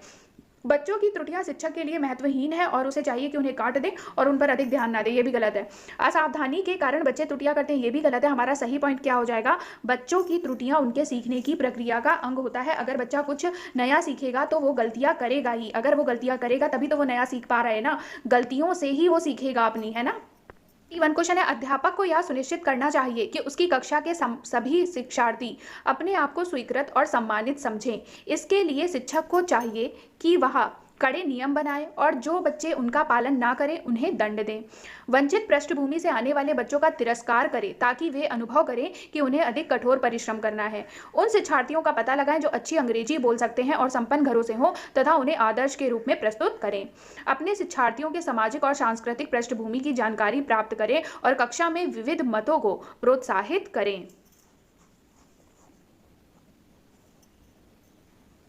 ठीक है, तो पहले हम गलत पॉइंट को बाहर निकालेंगे। कड़े नियम बनाए और बच्चों को दंड दे, तो ये कभी भी हमारा आंसर नहीं होगा। हम कभी भी बच्चों को दंड क्या है, हम कभी भी बच्चों को क्या है, दंड नहीं दे सकते। कभी भी हम बच्चों का तिरस्कार नहीं कर सकते। ठीक है, उन जो अच्छी अंग्रेजी और संपन्न घरों से, ऐसा भी नहीं है। क्यों हम अलग करें बच्चों को? क्यों हम बच्चों का पता लगाएं जो संपन्न घरों से हैं? क्यों उन बच्चों का पता लगाएं? भाई हमारी नज़रों में सारे बच्चे एक समान हैं। ठीक है, अब हम चौथा पॉइंट भी देख लेते हैं। अपने शिक्षार्थियों की सामाजिक और सांस्कृतिक पृष्ठभूमि की जानकारी प्राप्त करें और कक्षा में विविध मतों को प्रोत्साहित करें। यही हमारा क्या है आंसर, हो जाएगा। 22 क्वेश्चन है, सुरेश सामान्य रूप से एक शांत कमरे में अकेले पढ़ना चाहता है जबकि मदन एक समूह में अपने मित्रों के साथ पढ़ना चाहता है। यहाँ उनके डैश में विभिन्नता के कारण है। किसमें विभिन्नता के कारण है ये? उनमें बताइए, मूल्यों में, अभिक्षमता में, अधिगम शैली में या परावर्तकता स्तर में। वो अलग अलग तरीके से पढ़ना चाहते हैं। एक अकेले पढ़ना चाहता है तो एक ग्रुप में पढ़ना चाहता है। मतलब पढ़ रहा है मतलब कुछ नया सीख रहा है, मतलब क्या, अधिगम कर रहा है। तो ये क्या है? अधिगम शैली में विभिन्नताएं है ना उनकी। ये काफ़ी छोटा दिख रहा होगा आपको, थोड़ा सा बड़ा क्वेश्चन है। भारत में भाषिक विभिन्नता बहुत है। इस संदर्भ में विशेषकर कक्षा 1 और 2 के प्राथमिक स्तर पर बहुभाषिक कक्षाओं के बारे में सर्वथा उपयुक्त कथन है। विद्यार्थियों को अपनी मातृभाषा या स्थानीय भाषा का प्रयोग करने पर दंडित किया जाए, ऐसा नहीं है। हम कभी भी बच्चों को उनकी मातृभाषा या स्थानीय भाषा बोलने पर उन्हें दंड नहीं दे सकते। मैंने क्या बोला, बच्चा कुछ भी, जो कुछ भी वो सीख कर आया है, जैसा भी है बच्चा, वो बहुत अच्छा है, हम उसकी कभी भी अवहेलना नहीं कर सकते, हम उसकी हर एक चीज का सम्मान करेंगे, है ना, चाहे वो उसकी भाषा हो चाहे कुछ भी हो। तो पहला ऑप्शन गलत हो जाएगा। विद्यालय में उन्हीं बच्चों को प्रवेश दिया जाए जिनकी मातृभाषा वही हो जो शिक्षा के लिए अपनाई जा रही हो, ये भी गलत है, ये भी नहीं होगा। शिक्षक को सभी भाषाओं का सम्मान करना चाहिए और सभी भाषाओं में अभिव्यक्ति के लिए बच्चों को प्रोत्साहित करना चाहिए। ऑप्शन थर्ड ही हमारा क्या है, सही हो जाएगा। फिर भी हम चौथा देख लेते हैं। जो बच्चे कक्षा में मातृभाषा का उपयोग करते हैं, अध्यापक को उनकी उपेक्षा करनी चाहिए, ये भी हमारा ऑप्शन गलत हो जाएगा। तो कौन सा ऑप्शन सही हो जाएगा, ऑप्शन थर्ड हमारा सही हो जाएगा। शिक्षक को सभी भाषाओं का सम्मान करना चाहिए और सभी भाषाओं में अभिव्यक्ति के लिए बच्चों को प्रोत्साहित करना चाहिए। प्रकृति पोषण विवाद में प्रकृति से क्या अभिप्राय है? प्रकृति पोषण विवाद में प्रकृति से क्या अभिप्राय है? हमारे आसपास का वातावरण, जैविकीय विशिष्टताएं या वंशानुक्रम सूचनाएं, एक व्यक्ति की मूल वृत्ति, भौतिक और सामाजिक संसार की जटिल शक्तियां। तो प्रकृति तथा पोषण विवाद में प्रकृति से तात्पर्य है यहाँ पर जैविकीय विशिष्टताएं या वंशानुक्रम सूचनाएं। ठीक है जी। फिफ्थ क्वेश्चन है, जनसंचार माध्यम समाजीकरण का एक महत्वपूर्ण माध्यम बनता जा रहा है। नीचे कथनों में से कौन सा कथन सबसे उपयुक्त है? संचार माध्यम पदार्थों के विज्ञापन और विक्रय के लिए एक अच्छा माध्यम है। क्या संचार माध्यम से केवल हमें पदार्थों के विज्ञापन और विक्रय के लिए ही अच्छा माध्यम माना जाता है संचार माध्यम को, या और भी कोई रीजन है? ठीक है, तो ये तो गलत हो जाएगा हमारा पॉइंट। ठीक है, 25 का पहला रॉन्ग हो जाएगा। सेकंड देखते हैं, समाजीकरण केवल माता पिता और परिवार के द्वारा किया जाता है, ये भी गलत है। समाजीकरण समाज के द्वारा भी होता है, ऐसा नहीं है केवल फैमिली के द्वारा होता है। प्रथम समाजीकरण का माध्यम होता है परिवार, लेकिन द्वितीय माध्यम होता है स्कूल। ठीक है, थर्ड देखते हैं। थर्ड बोल रहा है जनसंचार माध्यम की पहुंच बढ़ रही है और जनसंचार माध्यम अभिवृत्तियों, मूल्यों और विश्वासों को प्रभावित करता है। ऑप्शन नंबर थर्ड हमारा क्या हो जाएगा, राइट आंसर हो जाएगा। फिर भी फोर्थ देख लेते हैं, बच्चे संचार माध्यमों के साथ प्रत्यक्ष रूप से अंतःक्रिया नहीं कर सकते। ऑप्शन नंबर फोर्थ गलत हो जाएगा। ऑप्शन नंबर थर्ड होगा हमारा राइट आंसर। बच्चे किस प्रकार से सीखते हैं? नीचे दिए कथनों में से कौन सा इस प्रश्न के विषय में सही नहीं है? नहीं है पूछा है। ठीक है, तो बच्चे किस प्रकार से सीखते हैं? बच्चे केवल कक्षा में सीखते हैं, ये तो गलत है। ठीक है, तो क्या पूछा है, सही नहीं है, तो गलत ही हमारा आंसर सही होगा। तो यही आंसर सही लग रहा है। बाकी हम फिर भी नीचे देख लेते हैं। बच्चे तब सीखते हैं जब वे संज्ञानात्मक रूप से तैयार हो, ये बात सही है। बच्चे अनेकों प्रकार से सीखते हैं, ये भी सही है। बच्चे सीखते हैं क्योंकि वे स्वाभाविक रूप से प्रेरित होते हैं, ये भी सही है। तो ये तीनों तो सही है, तो ये हमारा आंसर होगा नहीं। हमारा आंसर होगा जो गलत है, बच्चे केवल कक्षा में सीखते हैं, ये हमारा आंसर गलत है, इसलिए यही आंसर सही होगा। 27वां क्वेश्चन है, प्राथमिक विद्यालय शिक्षक को अपने शिक्षार्थियों को अभिप्रेरित करने के लिए निम्नलिखित में से किस रणनीति को अपनाना चाहिए? प्रत्येक शिक्षार्थी में अंक लाने के लिए स्पर्धा को प्रोत्साहित करना। गलत बात है, हम कभी भी बच्चों के बीच स्पर्धा नहीं करा सकते, हमारा ऑप्शन नंबर 1 गलत हो जाएगा। ठीक है, प्रत्येक गतिविधि के प्रेरक के रूप में प्रोत्साहन, पुरस्कार और दंड का प्रयोग करना, ये भी ऑप्शन गलत है क्योंकि हम दंड का प्रयोग कभी भी नहीं करेंगे। ठीक है, ऑप्शन नंबर थर्ड देखते हैं। थर्ड क्या बोल रहा है, बच्चों को उनकी रुचियों के अनुसार अपने लक्ष्य निर्धारित करने और उन्हें पाने के लिए उद्यम में सहायता करना। हमारा ऑप्शन थर्ड जो है वो राइट आंसर हो जाएगा। ऑप्शन फोर्थ भी देख लेते हैं, पूरी कक्षा के लिए मानक लक्ष्य निर्धारित करना और उनकी उपलब्धि के आकलन के लिए कठोर मानदंड निर्धारित करना। ये सब निगेटिव पॉइंट होते हैं, मानक लक्ष्य निर्धारित करना और कठोर मानदंड निर्धारित करना, ये सब कैसे वर्ड हैं, निगेटिव वर्ड होते हैं। ठीक है, तो निगेटिव वर्ड हम कभी भी अपने आंसर में नहीं ला सकते। 28वां क्वेश्चन है, निम्नलिखित में से कौन सा समाजीकरण का एक प्रमुख कारक है? परिवार, कंप्यूटर, आनुवांशिकता या राजनीतिक दल? तो निम्नलिखित में से कौन सा समाजीकरण का एक प्रमुख कारक है? परिवार जो है समाजीकरण का प्रमुख कारण होता है, प्रमुख कारक है। ठीक है, बच्चा जब जन्म लेता है तो सर्वप्रथम वह किसके संपर्क में आता है? परिवार के संपर्क में आता है। तो प्रथम समाजीकरण उसका कहाँ पर होता है? परिवार में होता है। 29वां क्वेश्चन है, बच्चों को समूह कार्य देना एक प्रभावी शिक्षण रणनीति है क्योंकि इससे शिक्षक का काम कम हो जाता है। गलत है ये। ठीक है, शिक्षक का काम कभी कम नहीं होगा और हम कुछ भी बच्चों को सिखाने के लिए हम कोई भी ऐसा काम नहीं करेंगे जिससे हमारा काम कम हो। शिक्षक का काम है बच्चों का सपोर्ट करना, बच्चों को सिखाना, तो शिक्षक कभी भी अपना काम नहीं कम करेगा। ठीक है, छोटे समूह में कुछ बच्चों को दूसरे बच्चों पर हावी होने की अनुमति होती है। गलत है।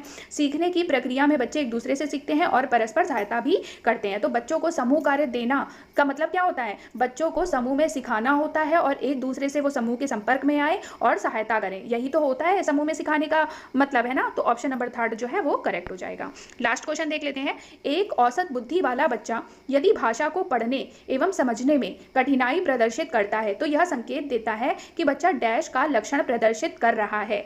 ये लर्निंग डिसेबिलिटीज़ का क्वेश्चन है और इस क्वेश्चन से मैं बता दूं कि मैंने अपने वीडियो में जितनी भी लर्निंग डिसेबिलिटीज़ हैं, मतलब कि पठन अक्षमता है, वो सब मैंने डिस्कस किया हुआ है। जितनी भी लर्निंग डिसेबिलिटीज़ हैं वो सारी मैंने एक वीडियो बनाई हुई है अपने चैनल पे, तो जाके आप देख सकते हो। तो कोई भी बच्चा जिसे पढ़ने में कठिनाई हो रही है, कोई वर्ड वो नहीं पढ़ पा रहा है, तो वो उसका क्या होगा, पठन अक्षमता मतलब डिसलेक्सिया। तो ऑप्शन नंबर थर्ड जो है वो ऑप्शन नंबर फर्स्ट जो है वो राइट आंसर हो जाएगा, पठन अक्षमता यानी कि डिसलेक्सिया से ग्रसित है बच्चा जिसे पढ़ने एवं समझने में कठिनाई हो रही है। पहला क्वेश्चन है, विद्यार्थियों में संप्रत्यात्मक विकास को प्रोत्साहन देने के लिए निम्नलिखित में से कौन सी विधि सबसे प्रभावी है? संप्रत्यात्मक विकास, ठीक है, संप्रत्यात्मक विकास को प्रोत्साहन देने के लिए कौन सी विधि जो है वो प्रभावी होगी?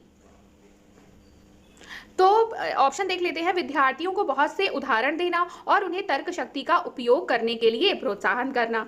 जब तक विद्यार्थियों में वांछित संप्रत्यात्मक परिवर्तन ना हो जाए तब तक दंड का प्रयोग करना। ये गलत हो जाएगा क्योंकि हम कभी भी बच्चों को दंड नहीं दे सकते, हम कभी भी बच्चों में दंड का प्रयोग नहीं करेंगे। पुराने प्रत्ययों से किसी संदर्भ के बिना नए प्रत्ययों को अपने आप समझा जाना चाहिए, ये भी गलत हो जाएगा। पुराने प्रत्ययों को जोड़कर ही नए प्रत्यय को समझाना चाहिए, ठीक है। याद करने के लिए कहकर विद्यार्थियों के गलत विचारों को सही विचारों में बदलना, ये भी गलत हो जाएगा। तो हमारा राइट आंसर क्या हो जाएगा? विद्यार्थियों को बहुत से उदाहरण देना और उन्हें तर्क शक्ति का उपयोग करने के लिए प्रोत्साहित करना ही सबसे प्रभावी विधि हो जाएगी। सेकंड क्वेश्चन देख लेते हैं। प्राथमिक विद्यालय के बच्चे उस वातावरण में सबसे प्रभावी ढंग से सीखेंगे। किस वातावरण में? और जो बच्चे हैं वो कौन से बच्चे हैं? प्राथमिक विद्यालय के बच्चे हैं, ठीक है। जहां मूल रूप से पढ़ने लिखने और गणित की संज्ञानात्मक कुशलताओं पर ही ध्यान का केंद्र होता है और बल दिया जाता है। जहां शिक्षक सारे अधिगमों में आगे होते हैं और विद्यार्थियों से निष्क्रिय रहने की अपेक्षा करते हैं। ऐसा नहीं है, शिक्षक कभी भी अधिगमों में आगे नहीं रहेंगे, हमेशा आगे कौन रहेगा? विद्यार्थी। जहां उनकी संवेगात्मक आवश्यकताओं की पूर्ति होती है और वे अनुभव करते हैं कि वे क्या है, वे महत्वपूर्ण हैं। जहां शिक्षक एकाधिकारवादी है और स्पष्ट आदेश देता है कि क्या किया जाना चाहिए, ये भी गलत हो जाएगा। हमारा राइट आंसर होगा ऑप्शन नंबर थर्ड, और ये भी ऑप्शन हमारा गलत हो जाएगा क्योंकि यहाँ पे लिखा है गणित की संज्ञानात्मक कुशलताओं पर ही ध्यान का केंद्र होता है, पर ही ध्यान का केंद्र होता है और बल दिया जाता है। जबकि विद्यालय क्या है? जहां पर बालक का सर्वांगीण विकास होता है, केवल उसको पढ़ना लिखना ही नहीं सिखाया जाता, सब कुछ सिखाया जाता है, ठीक है। तो ऑप्शन नंबर थर्ड क्या है? जहां उनकी संवेगात्मक आवश्यकताओं की पूर्ति होती है और वे अनुभव करते हैं कि वे महत्वपूर्ण है, ये वाला ऑप्शन हमारा सही हो जाएगा। थर्ड क्वेश्चन है, एक बच्चा खिड़की के सामने से एक कौवे को उड़ता हुआ देखता है और कहता है एक पक्षी। इससे बच्चे के विचार के बारे में क्या पता चलता है? ठीक है, बच्चे की स्मृतियां पहले से भंडारित होती हैं, बच्चे में पक्षी का प्रत्यय विकसित हो चुका है, बच्चे ने अपने अनुभव बताने के लिए भाषा के कुछ उपकरणों का विकास कर लिया है। तो ये ऑप्शन तीनों ही ऑप्शन क्या है? सही है। तो हमारा ऑप्शन हो जाएगा ए, बी एंड सी, मतलब कि ऑप्शन नंबर 1 हमारा सही हो जाएगा, ठीक है। फोर्थ क्वेश्चन है, कोई शिक्षिका अपने विद्यार्थियों को क्या कहे कि उन्हें भीतरी प्रेरणा के साथ कार्य करने के लिए प्रोत्साहित कर सके। काम जल्दी पूरा करो तो तुम्हें एक टॉफी मिलेगी, इसे करने की कोशिश करो तुम सीख जाओगे, चलो इसे उसके करने से पहले समाप्त कर लो, तुम उसके जैसे क्यों नहीं हो सकते, देखो उसने एकदम ठीक कर लिया है। तो इसमें कौन सा ऑप्शन सही होगा? देखो, पहली बात, काम जल्दी करो तुम्हें एक टॉफी मिलेगी, हम कभी भी उसको प्रलोभन नहीं देंगे, ठीक है। चलो इसे उसके करने से पहले समाप्त कर लो, कभी भी उसके बीच कंपटीशन नहीं कराएंगे, तुम उसके जैसा क्यों नहीं कर सकते, हम कभी भी क्या है बच्चे को कंपेयर नहीं करेंगे। हमारा राइट आंसर होगा ऑप्शन नंबर 2, इसे करने की कोशिश करो तुम सीख जाओगे, ये वाला आंसर क्या है? सही हो जाएगा। फिर क्वेश्चन है, कोई शिक्षिका अपने विद्यार्थियों को अध्ययन के लिए अध्ययन करने हेतु आंतरिक रूप से उत्प्रेरित करने के लिए कैसे प्रोत्साहित कर सकती है? व्यक्तिगत लक्ष्य निर्धारित करने और उनमें निपुणता पाने में उन्हें मदद देकर, साफ दिखाई पड़ने वाले इनाम देकर जैसे टॉफी, उनमें चिंता और डर पैदा करके, और प्रतियोगितात्मक परीक्षण से।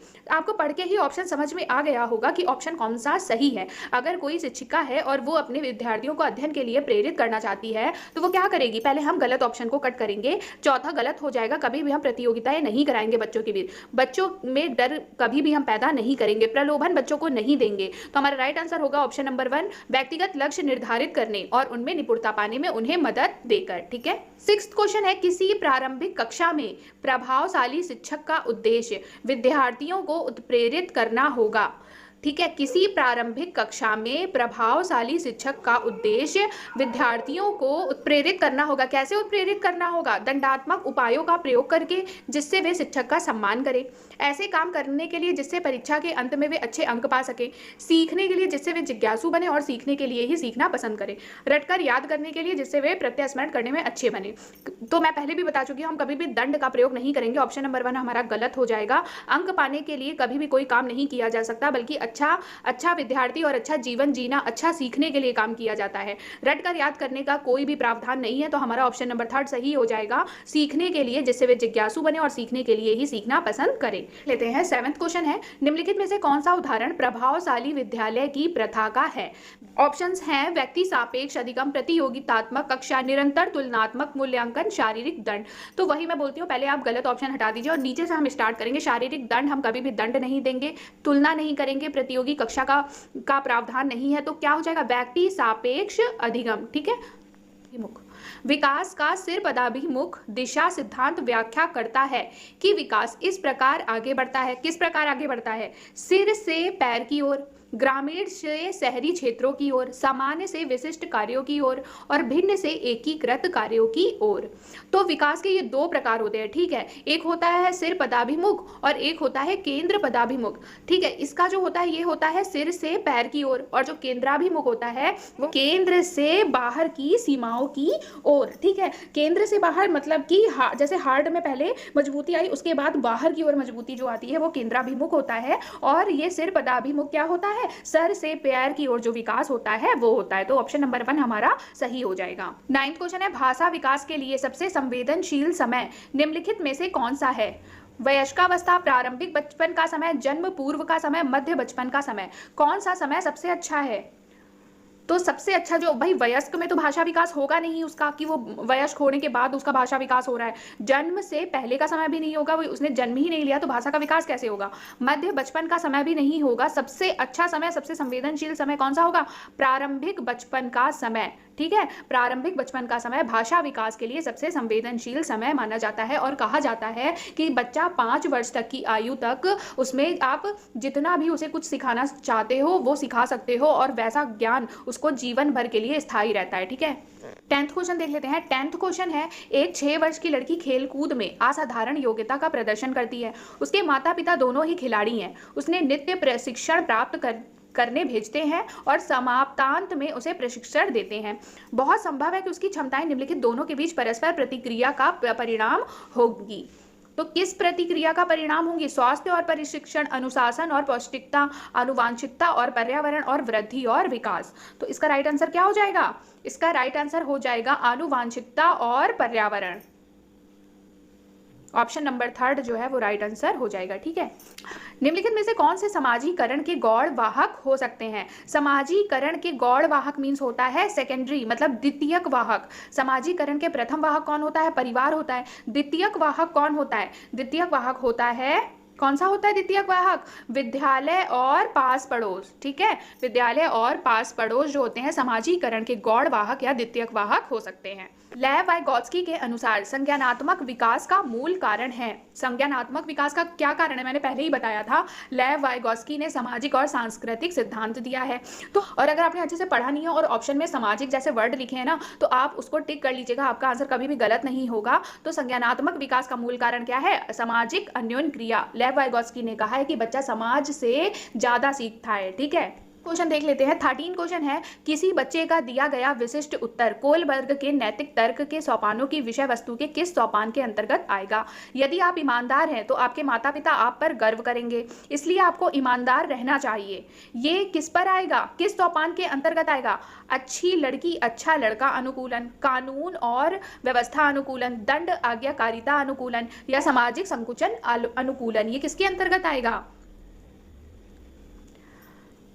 क्या पूछ रहा है क्वेश्चन में? यदि आप ईमानदार हैं तो आपके माता पिता आप पर गर्व करेंगे, इसलिए आपको ईमानदार रहना चाहिए। तो क्या आएगा? अच्छी लड़की और अच्छा लड़का अनुकूलन। मतलब कि हमारा कौन सा आंसर सही हो जाएगा? ऑप्शन नंबर 1 हमारा सही हो जाएगा। जीन पियाजे के अनुसार अधिगम के लिए निम्नलिखित में से क्या आवश्यक है? ईश्वरीय न्याय पर विश्वास, शिक्षकों और माता पिता द्वारा पुनर्बलन, शिक्षार्थियों के द्वारा पर्यावरण की सक्रिय खोजबीन और वयस्कों के व्यवहार का अवलोकन। तो क्या बोला है जीन पियाजे ने, बताइए। जीन पियाजे के अनुसार अधिगम के लिए क्या आवश्यक है? शिक्षार्थी के द्वारा पर्यावरण की सक्रिय खोजबीन। इनका कहना था शिक्षार्थी जितना ज़्यादा खुद से करके सीखेगा उतना ही वो उसका अधिगम के लिए अच्छा है, उतना ही उसका अधिगम क्या है, स्थायी होगा। जीन पियाजे के अनुसार प्रारूप स्कीमा निर्माण वर्तमान योजनाओं के अनुरूप बनाने हेतु नवीन जानकारी में संशोधन और नवीन जानकारी के आधार पर पुरानी योजनाओं में संशोधन के परिणाम के रूप में घटित होता है। इन दो प्रक्रियाओं को जाना जाता है, किस रूप में जाना जाता है? सामयिकरण और संशोधन के रूप में, समावेशन और समायोजन के रूप में, समायोजन और अनुकूलन के रूप में, या समावेशन और अनुकूलन के रूप में। तो ये जाना जाता है समावेशन और समायोजन के रूप में, मतलब ऑप्शन नंबर 2 हमारा सही हो जाएगा। तो आप लोग देख रहे हो ना किस तरह से क्वेश्चन पूछे गए हैं, ठीक है। तो अपनी तैयारी बहुत अच्छी रखिएगा सीटेट का एग्जाम देने के लिए।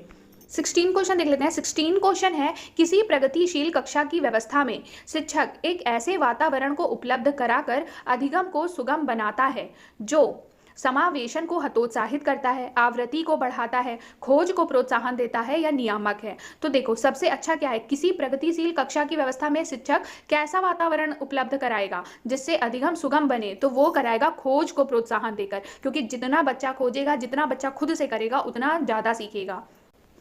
16 का क्या हो जाएगा? 16 का हो जाएगा थर्ड। 17 है, हार्वर्ड गार्डनर का बहुबुद्धि सिद्धांत सुझाता है कि शिक्षक को चाहिए कि विषय वस्तु को वैकल्पिक विधियों से पढ़ाने के लिए बहुबुद्धियों को एक रूपरेखा की तरह ग्रहण करें। क्षमता भाग्य है और एक अवधि के भीतर नहीं बदलती। हर बच्चे को प्रत्येक विषय 8 भिन्न तरीकों से पढ़ाया जाना चाहिए ताकि सभी बुद्धियां विकसित हो सकें। और चौथा है, बुद्धि को केवल बुद्धि लब्धि परीक्षा से ही निर्धारित किया जा सकता है। ऐसा कुछ नहीं है कि बुद्धि को केवल बुद्धि लब्धि परीक्षा से ही निर्धारित किया जा सकता है। अगर हर बच्चा प्रत्येक विषय को 8 भिन्न तरीकों से पढ़ेगा, हद है। क्षमता भाग्य और एक अवधि के भीतर नहीं बदलती, ऐसा कुछ नहीं है। ऑप्शन नंबर 1 हमारा सही हो जाएगा। शिक्षक को चाहिए कि विषय वस्तु को वैकल्पिक विधियों से पढ़ाने के लिए बहुबुद्धियों को एक रूपरेखा की तरह ग्रहण करे। ये किसमें कहा गया है? हार्वर्ड गार्डनर के बहुबुद्धि सिद्धांत में। 18वां क्वेश्चन है, कोई 5 साल की लड़की एक टी शर्ट को तय करते हुए अपने आप से बात करती है। लड़की द्वारा प्रदर्शित व्यवहार के संदर्भ के रूप में निम्नलिखित में से कौन सा कथन सही है? जीन पियाजे इसकी व्याख्या सामाजिक अन्योन्य क्रिया के रूप में करेगा और लेव वाइगोत्स्की इसे खोजबीन मानेगा। जीन पियाजे और लेव वाइगोत्स्की इसकी व्याख्या बच्चे के द्वारा अपनी माँ के अनुकरण के रूप में करेंगे। जीन पियाजे और लेव वाइगोत्स्की इसकी व्याख्या बच्चे के विचारों की अहम केंद्रित प्रकृति के रूप में करेंगे। जीन पियाजे इसे अहम केंद्रित भाषा कहेगा और लेव वाइगोत्स्की इसकी व्याख्या बच्चे के द्वारा निजी भाषा से अपनी क्रियाओं को नियमित करने के प्रयास के रूप में करेगा। ऑप्शन 4 हमारा सही हो जाएगा। और मैं आपको ये बता देती हूँ, इस तरह के बहुत क्वेश्चन देखने को मिलते हैं, वेरी इंपॉर्टेंट हो जाएगा ये आपका क्वेश्चन, क्योंकि जैसे ये क्वेश्चन दे देगा और बोलेगा कि जीन पियाजे ने इसे क्या कहा है, तो इसे क्या कहा है? जीन पियाजे ने अहम केंद्रित भाषा कहा है। और अगर यही लिख देगा लेव वाइगोत्स्की ने इसे क्या कहा है, तो लेव वाइगोत्स्की ने इसे निजी भाषा कहा है। ठीक है, तो इस तरह से क्वेश्चन भी पूछ सकता है। लिंग है, लिंग क्या है? सहज गुण, सामाजिक संरचना, जैविक सत्ता या शारीरिक संरचना। लिंग क्या है? लिंग एक सामाजिक संरचना है। ठीक है, 20 क्वेश्चन देख लेते हैं। 20 क्वेश्चन है, लेव वाइगोत्स्की के समाज संरचना सिद्धांत में दृढ़ विश्वास रखने वाले शिक्षक के नाते आप अपने बच्चों के आकलन के लिए निम्नलिखित में से किस विधि को वरीयता देंगे? तथ्यों पर आधारित प्रत्यय स्मरण के प्रश्न, वस्तुपरक बहुविकल्पीय प्रकार के प्रश्न, सहयोगी प्रोजेक्ट या मानकीकृत परीक्षण। तथ्यों पर आधारित केवल रट्टा मार के और याद करने वाले प्रश्न नहीं होने चाहिए, तो पहला गलत हो जाएगा। वस्तुपरक बहुविकल्पी प्रश्न भी नहीं, मानकीकृत परीक्षण भी नहीं। एक मानकीकृत परीक्षण हमेशा निगेटिव में आता है, तो हमारा राइट आंसर क्या हो जाएगा? सहयोगी प्रोजेक्ट। ठीक है, अपनी कक्षा की व्यक्तिगत विभिन्नताओं से निपटने के लिए शिक्षक को चाहिए कि बच्चों से बातचीत करे और उनके दृष्टिकोण को महत्व दे। विद्यार्थियों के लिए कठोर नियमों को लागू करे, ऐसा कुछ नहीं, हम कठोर नियम कभी भी विद्यार्थियों के लिए लागू नहीं करेंगे। शिक्षण और आकलन के समान और मानक तरीके हों, ये भी गलत हो जाएगा। और मानक आकलन क्या होता है कि मतलब हम एक लेवल तय कर देते हैं बच्चे के लिए, तो ये गलत होता है। ठीक है, ये निगेटिव फॉर्म में आता है। बच्चों को उनके अंकों के आधार पर अलग कर उनको नामित करना, कभी भी बच्चों को हम अलग नहीं करेंगे। तो हमारा राइट आंसर हो जाएगा बच्चों से बातचीत करें और और उनके दृष्टिकोण को महत्व दें। ठीक है। 22 क्वेश्चन है, आकलन उद्देश्यपूर्ण होता है यदि यह केवल एक बार वर्ष के अंत में हो, विद्यार्थियों की उपलब्धियों में अंतर करने के लिए तुलनात्मक मूल्यांकन किए जाएं, इससे विद्यार्थियों में भय और तनाव का संचार हो, इससे विद्यार्थियों और शिक्षकों को प्रतिपुष्टि प्राप्त हो।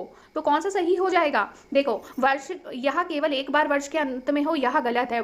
आकलन क्या है? आकलन टाइमली, टाइम टू टाइम होना चाहिए। ठीक है, ताकि बच्चे को भी पता चल सके और शिक्षक को भी पता चल सके कि बच्चे ने कितना सीखा है।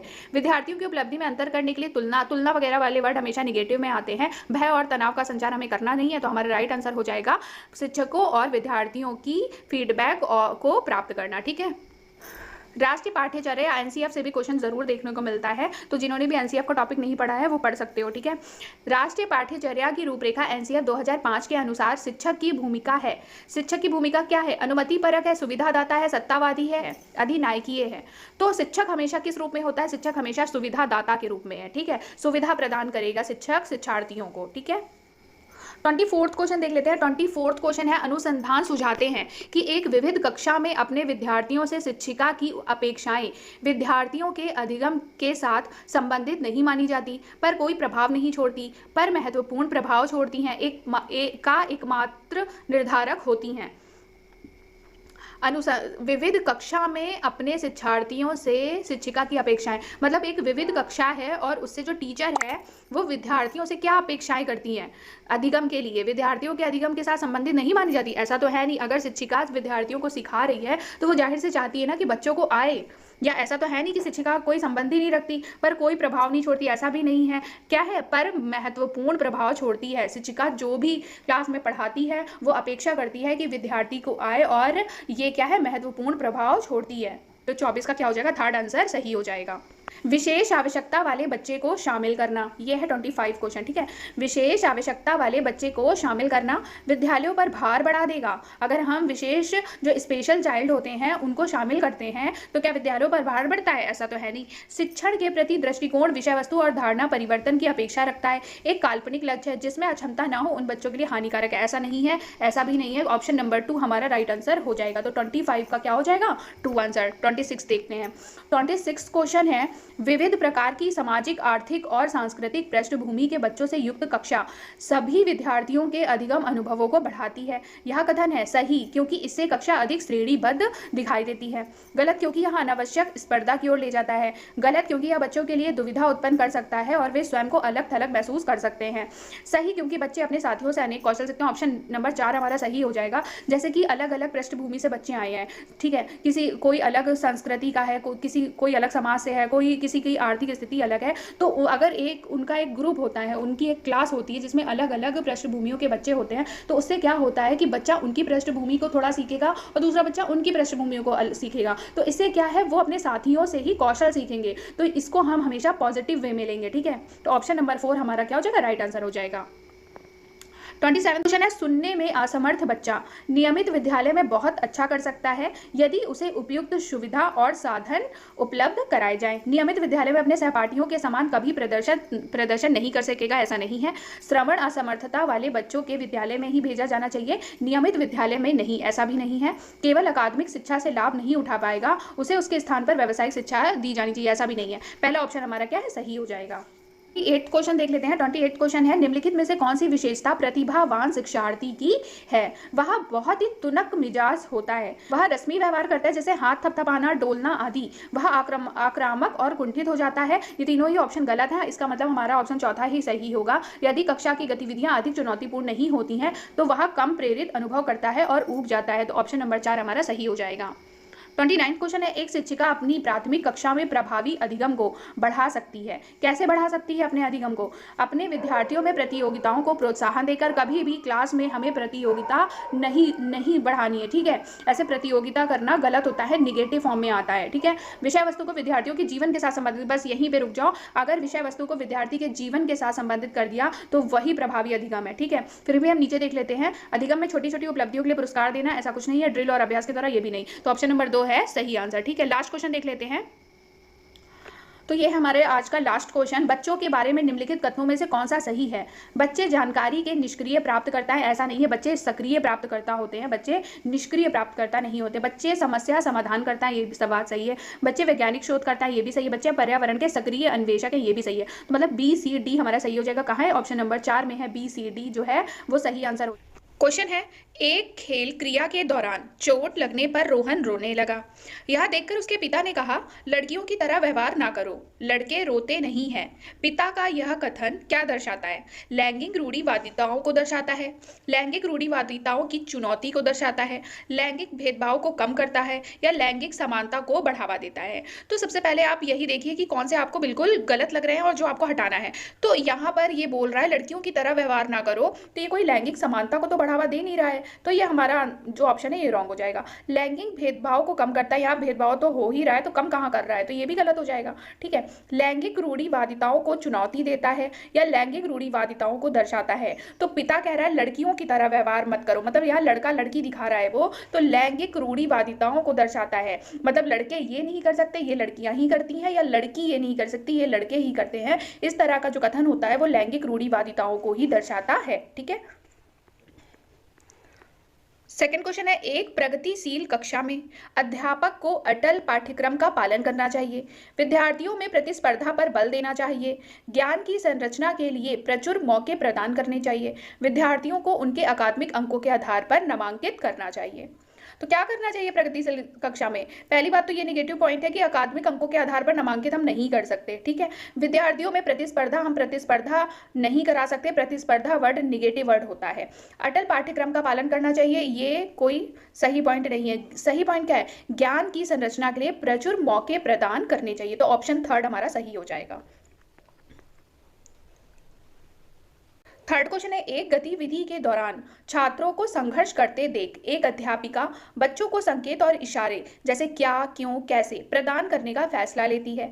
लेव वाइगोत्स्की के सिद्धांत के अनुसार अध्यापक की यह योजना बच्चों को अधिगम के लिए अनुप्रेरित निष्प्रेरित करेगी, अधिगम के लिए पाठ आधारभूत संरचना का काम करेगी, छात्रों में प्रत्याहार निकास प्रवृत्तियां पैदा करेगी, या अधिगम की प्रक्रिया में अर्थहीन होगी। क्या होगा इसका राइट आंसर? इसका राइट आंसर होगा ऑप्शन नंबर 2, अधिगम के लिए पाठ या आधारभूत संरचना का काम करेगी। ठीक है, फोर्थ क्वेश्चन है, बच्चों के समाजीकरण के संदर्भ में निम्न में से कौन सा कथन सही है? विद्यालय समाजीकरण का एक द्वितीयक कारक है और परिवार समाजीकरण का एक प्राथमिक कारक है। ये तो सही लग रहा है। विद्यालय समाजीकरण का एक प्राथमिक कारक है और समकक्षी समाजीकरण के द्वितीयक कारक है। ये पॉइंट हमारा गलत हो जाएगा क्योंकि परिवार समाजीकरण का प्राथमिक कारक होता है। ठीक है, समकक्षी समाजीकरण के प्राथमिक कारक है, ये भी गलत क्योंकि परिवार होता है प्राथमिक। परिवार एवं जनसंचार दोनों समाजीकरण के द्वितीयक कारक है, ये भी गलत हो जाएगा। परिवार प्राथमिक है, तो हमारा राइट आंसर क्या हो जाएगा? फर्स्ट वाला, विद्यालय समाजीकरण का द्वितीयक कारक है और परिवार क्या है? समाजीकरण का प्राथमिक कारक है। फिफ्थ क्वेश्चन देख लेते हैं। बहुबुद्धि का सिद्धांत जोर देता है कि, बहुबुद्धि का सिद्धांत किस पर जोर देता है? बुद्धि लब्धि केवल वस्तुनिष्ठ परीक्षणों द्वारा ही मापी जा सकती है। एक आयाम में बुद्धिमत्ता अन्य सभी आयामों में बुद्धिमत्ता निर्धारित करती है। बुद्धिमत्ता की विभिन्न दशाएं हैं, बुद्धिमत्ता में कोई व्यक्तिगत विभिन्नताएं नहीं होती हैं। तो इसका राइट आंसर क्या हो जाएगा? बुद्धिमत्ता की विभिन्न दशाएं हैं, ऑप्शन नंबर 3 इसका राइट आंसर हो जाएगा। सिक्स्थ क्वेश्चन है, लॉरेंस कोलबर्ग के सिद्धांत के अनुसार किसी कार्य को इसलिए करना क्योंकि दूसरे इसे स्वीकृति देते हैं नैतिक विकास के किस चरण को दर्शाता है? तो इसका राइट आंसर क्या हो जाएगा? ऑप्शन नंबर 2 हो जाएगा इसका राइट आंसर। तो सबसे पहले आपको ये पता होना चाहिए कि कोलबर्ग ने नैतिक विकास के कितने चरण दिए हैं, उसकी भी वीडियो मैं अभी अपलोड कर दूंगी जस्ट इस वीडियो के बाद, तो आप वहां से जाके देख सकते हैं। ठीक है, तो इसका राइट आंसर क्या हो जाएगा? ऑप्शन नंबर 2 प्रथागत। लेव वाइगोत्स्की का सामाजिक सांस्कृतिक परिप्रेक्ष्य अधिगम प्रक्रिया में डैश के महत्व पर जोर देता है। सामाजिक सांस्कृतिक परिप्रेक्ष्य अधिगम प्रक्रिया में किसके महत्व पर जोर देता है? सांस्कृतिक उपकरणों, गुणारोपण, अभिप्रेरणा या संतुलीकरण? तो इसका राइट आंसर हो जाएगा सांस्कृतिक उपकरणों। जहां पर भी सामाजिक सांस्कृतिक उपकरण ये सब वर्ड आए ना, तो लेव वाइगोत्स्की सामाजिक सांस्कृतिक उपकरणों से ही जुड़े हुए हैं। ठीक है, तो सांस्कृतिक उपकरण हो जाएगा इसका राइट आंसर। आठवां क्वेश्चन है, जीन पियाजे अपने संज्ञानात्मक विकास के सिद्धांत में संज्ञानात्मक संरचनाओं को डैश के रूप में वर्णित करते हैं। किसके रूप में? स्कीमा के रूप में। स्कीमा के रूप में जीन पियाजे अपने संज्ञानात्मक विकास के सिद्धांत में संज्ञानात्मक संरचनाओं को वर्णित करते हैं। ठीक है, 9th क्वेश्चन है, जीन पियाजे के संज्ञानात्मक विकास के सिद्धांत में पूर्व संक्रियात्मक अवस्था में विकास का मुख्य गुण क्या होता है? पूर्व संक्रियात्मक अवस्था में विकास का मुख्य गुण क्या होता है? अमूर्त सोच का विचार, विचार या सोच में केंद्रीकरण, परिकल्पित निगमनात्मक सोच, संरक्षण और पदार्थों को क्रमबद्ध करने की क्षमता। तो इसका राइट आंसर हो जाएगा विचार सोच में केंद्रीकरण। पूर्व संक्रियात्मक अवस्था में कौन सा गुण होता है? विचार सोच में केंद्रीकरण होता है। ठीक है, चलिए, विकास के संदर्भ में निम्न में से कौन सा कथन सही है? विकास की दर सभी संस्कृतियों में सभी के लिए समान होती है। विकास केवल विद्यालय में होने वाले अधिगम से होता है। विकास केवल बाल्यावस्था के दौरान होता है, या विकास के बहुआयामी होता है? तो सबसे पहले तो हम गलत को छाटेंगे। विकास की दर सभी संस्कृतियों में सभी के लिए समान होती है, ऐसा नहीं है। विकास की दर अलग अलग होती है। ठीक है, विद्यालय में केवल विद्यालय से ही सीमित नहीं होता है विकास। विकास गर्भ से लेकर कब्र तक चलने वाली प्रक्रिया है, तो ये भी हमारा ऑप्शन गलत हो जाएगा। विकास केवल बाल्यावस्था के दौरान होता है, ऐसा नहीं है। विकास प्रसव पूर्ण अवस्था से ही शुरू हो जाता है, तो ये भी गलत हो जाएगा। विकास बहुआयामी होता है, ये वाला आंसर हमारा राइट है। 11th क्वेश्चन है, जन्म से किशोरावस्था तक बच्चों में विकास किस क्रम में होता है? सांवेदिक मूर्त अमूर्त, अमूर्त सांवेदिक मूर्त, मूर्त अमूर्त सांवेदिक, या अमूर्त मूर्त सांवेदिक? तो शैशवावस्था को संवेदिक अवस्था भी बोलते हैं। ठीक है, तो ये पहला जो होगा वो क्या हो जाएगा? पहला जो है सांवेदिक, वो शैशवावस्था में होता है, तो ये हमारा राइट आंसर हो जाएगा। जन्म से किशोरावस्था तक विकास किस में होता है? सांवेदिक, मूर्त और अमूर्त। संवेदिक मतलब क्या होता है? संवेदी गामक अवस्था। ठीक है, तो ये 0 से 2 वर्ष तक होती है संवेदी गामक अवस्था। ठीक है, और जो मूर्त है, मूर्त की आयु क्या बताई है जीन पियाजे ने? जीन पियाजे ने जो संज्ञानात्मक विकास की अवस्थाएं दी हैं उसमें उन्होंने संवेदी गामक अवस्था, पूर्व संक्रियात्मक अवस्था, मूर्त संक्रियात्मक और अमूर्त संक्रियात्मक अवस्था दी है। तो मूर्त संक्रियात्मक अवस्था क्या होता है? बाल्यावस्था का टाइम होता है। ठीक है, और जो अमूर्त होता है वो किसका टाइम होता है? वो होता है किशोरावस्था का टाइम। ठीक है, 12th क्वेश्चन देख लेते हैं। 12th क्वेश्चन है, एक प्रगतिशील कक्षा में व्यक्तिगत विभिन्नताओं को किस प्रकार देखा जाना चाहिए? अधिगम की प्रक्रिया में बाधा, अध्यापक के पक्ष पर असफलता, योग्यता आधारित समूह बनाने का मापदंड, अध्यापन अधिगम प्रक्रिया की परियोजना के लिए महत्वपूर्ण। तो अगर एक प्रगतिशील कक्षा में व्यक्तिगत विभिन्नताएं हैं तो ये एक तरह से एक पता है पॉजिटिव पॉइंट है, क्योंकि उससे क्या है, बच्चे हर चीज सीख सकते हैं। व्यक्तियों में विभिन्नता है तो वो उनकी भी क्वालिटीज देख सकते हैं, उनको भी सीख सकते हैं, या उनकी संस्कृति अलग है, उनका कल्चर अलग है, तो वो उससे भी बहुत कुछ सीख सकते हैं। तो ये बाधा तो होगी नहीं और असफलता भी नहीं होगी। समूह बनाने का मापदंड तो कभी भी यूज नहीं किया जा सकता। मापदंड जैसे वर्ड क्या होते हैं? निगेटिव होते हैं। तो सबसे अच्छा पॉइंट क्या है? 4th, अध्यापन अधिगम प्रक्रिया की परियोजना के लिए महत्वपूर्ण है ये। 13th क्वेश्चन है, एक समावेशी कक्षा में डैश पर जोर होना चाहिए? किस पर जोर होना चाहिए एक समावेशी कक्षा में? प्रदर्शन अभिमुखी लक्ष्यों, अविभेदी समरूपी निर्देशों, सामाजिक पहचान के आधार पर छात्रों के अलगाव, हर बच्चे के सामर्थ्य को अधिकतम करने के लिए अवसर प्रदान करना। तो सबसे अच्छा पॉइंट आपको खुद ही समझ में आ गया होगा, एक समावेशी कक्षा में हर बच्चे के सामर्थ्य को अधिकतम करने के लिए अवसर प्रदान करना। राइट आंसर कौन सा हो जाएगा? Option number 4th। 14th question है, दिव्यांग जन अधिकार अधिनियम 2016 के अनुसार निम्न में से किस शब्दावली का प्रयोग उपयुक्त है? मंदित छात्र, विकलांग छात्र, छात्र जिसे शारीरिक दिव्यांगता है, छात्र जिसका आशक्त शरीर है। तो दिव्यांग जन अधिकार अधिनियम 2016 के अनुसार निम्न में से छात्र जिसे शारीरिक दिव्यांगता है, इस शब्दावली का प्रयोग उपयुक्त है। ठीक है, तो ऑप्शन नंबर 3rd सही हो जाएगा। 15th क्वेश्चन है, अधिगम कठिनाइयों से जूझते छात्रों की जरूरतों को संबोधित करने के लिए एक अध्यापक को क्या नहीं करना चाहिए? क्या नहीं करना चाहिए अध्यापक को? दृश्य श्रव्य सामग्रियों का इस्तेमाल नहीं करना चाहिए, या संरचनात्मक शिक्षा शास्त्रीय उपागमों का इस्तेमाल, व्यक्तिगत शैक्षिक योजना बनाना, या शिक्षा शास्त्र और आकलन की जटिल संरचनाओं का प्रयोग। तो अधिगम, अगर कोई छात्र अधिगम कठिनाइयों से जूझ रहा है तो उसे क्या नहीं करना चाहिए? शिक्षा शास्त्र और आकलन की जटिल संरचनाओं का प्रयोग नहीं करना चाहिए, उसे सरल संरचनाओं का प्रयोग करना चाहिए ताकि बच्चे आसानी से अधिगम को सीख सकें। क्वेश्चन है 16th क्वेश्चन है, सृजनात्मकता की पहचान का प्रमुख लक्षण क्या है? कम परिज्ञानता, बोधगम्यता, अपसारी चिंतन, अति सक्रियता या असतर्कता। सृजनात्मकता की पहचान का मुख्य लक्षण कौन सा है? क्रिएटिविटी। सृजनात्मकता क्या होती है? क्रिएटिविटी होती है। और अपसारी चिंतन क्या होता है? अपसारी चिंतन वो होता है, डाइवर्जेंट थिंकिंग बोलते हैं इसको, कि बहुत तरीके से इंसान सोच सकता है। जैसे एक प्रॉब्लम आ गई उसके सामने तो वो उसका कई सॉल्यूशन निकाल सकता है, एक ही सॉल्यूशन नहीं, कई सारे सॉल्यूशन निकाल सकता है, कई सारी चीजें सोच सकता है। तो ये क्या होगा? अपसारी चिंतन होगा, और यही एग्जाम्पल होगा सृजनात्मकता यानी क्रिएटिविटी का। ठीक है, 17th क्वेश्चन देख लेते हैं। 17th क्वेश्चन है, विविध पृष्ठभूमियों के अधिगमकर्ताओं को संबोधित करने हेतु एक अध्यापक को क्या करना चाहिए? विविधता संबंधी मुद्दों पर बातचीत टालनी चाहिए, विविध विन्यासों से उदाहरण लेने चाहिए, सभी के लिए मानकीकृत आकलनों का इस्तेमाल करना चाहिए, ऐसे कथनों का इस्तेमाल करना चाहिए जो नकारात्मक रूढ़िबद्ध धारणाओं को मजबूत करें। तो सबसे पहले, क्या विविधता संबंधी मुद्दों पर बातचीत टालनी चाहिए? जी नहीं, विविधता संबंधी मुद्दों पर बातचीत करनी चाहिए, तभी तो विविध पृष्ठभूमियों से बच्चा सीखेगा, है ना। तो ये ऑप्शन क्या है? गलत हो जाएगा। विविध विन्यासों से उदाहरण लेने चाहिए, ये ऑप्शन सही है, लेकिन हम फिर भी तीसरा और चौथा देख लेते हैं। सभी के लिए मानकीकृत आकलन, मानकीकृत आकलन मतलब हम कभी भी एक आकलन सेट नहीं कर सकते बच्चे के लिए, ठीक है, कि बच्चा इतना ही सीखेगा, हम ये चीज़ नहीं सेट कर सकते। ऐसे कथनों का इस्तेमाल करना चाहिए जो नकारात्मक रूढ़िबद्ध धारणाओं को मजबूत करे। जी नहीं, ये भी गलत हो जाएगा। तो ऑप्शन नंबर 2 हमारा राइट आंसर हो जाएगा, ठीक है।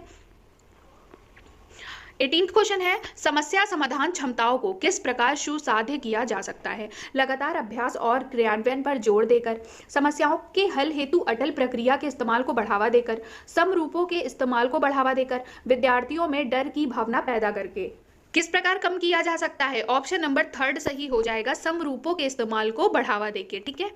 3 क्वेश्चन देख लेते हैं। अधिगम की अभिप्रेरणा को किस प्रकार कायम रखा जा सकता है? बच्चे को दंड देकर, प्रवीणता अभिमुखी लक्ष्यों पर जोर देकर, बच्चों को बहुत आसान क्रियाकलाप देकर, यंत्रवत याद करने पर जोर देकर।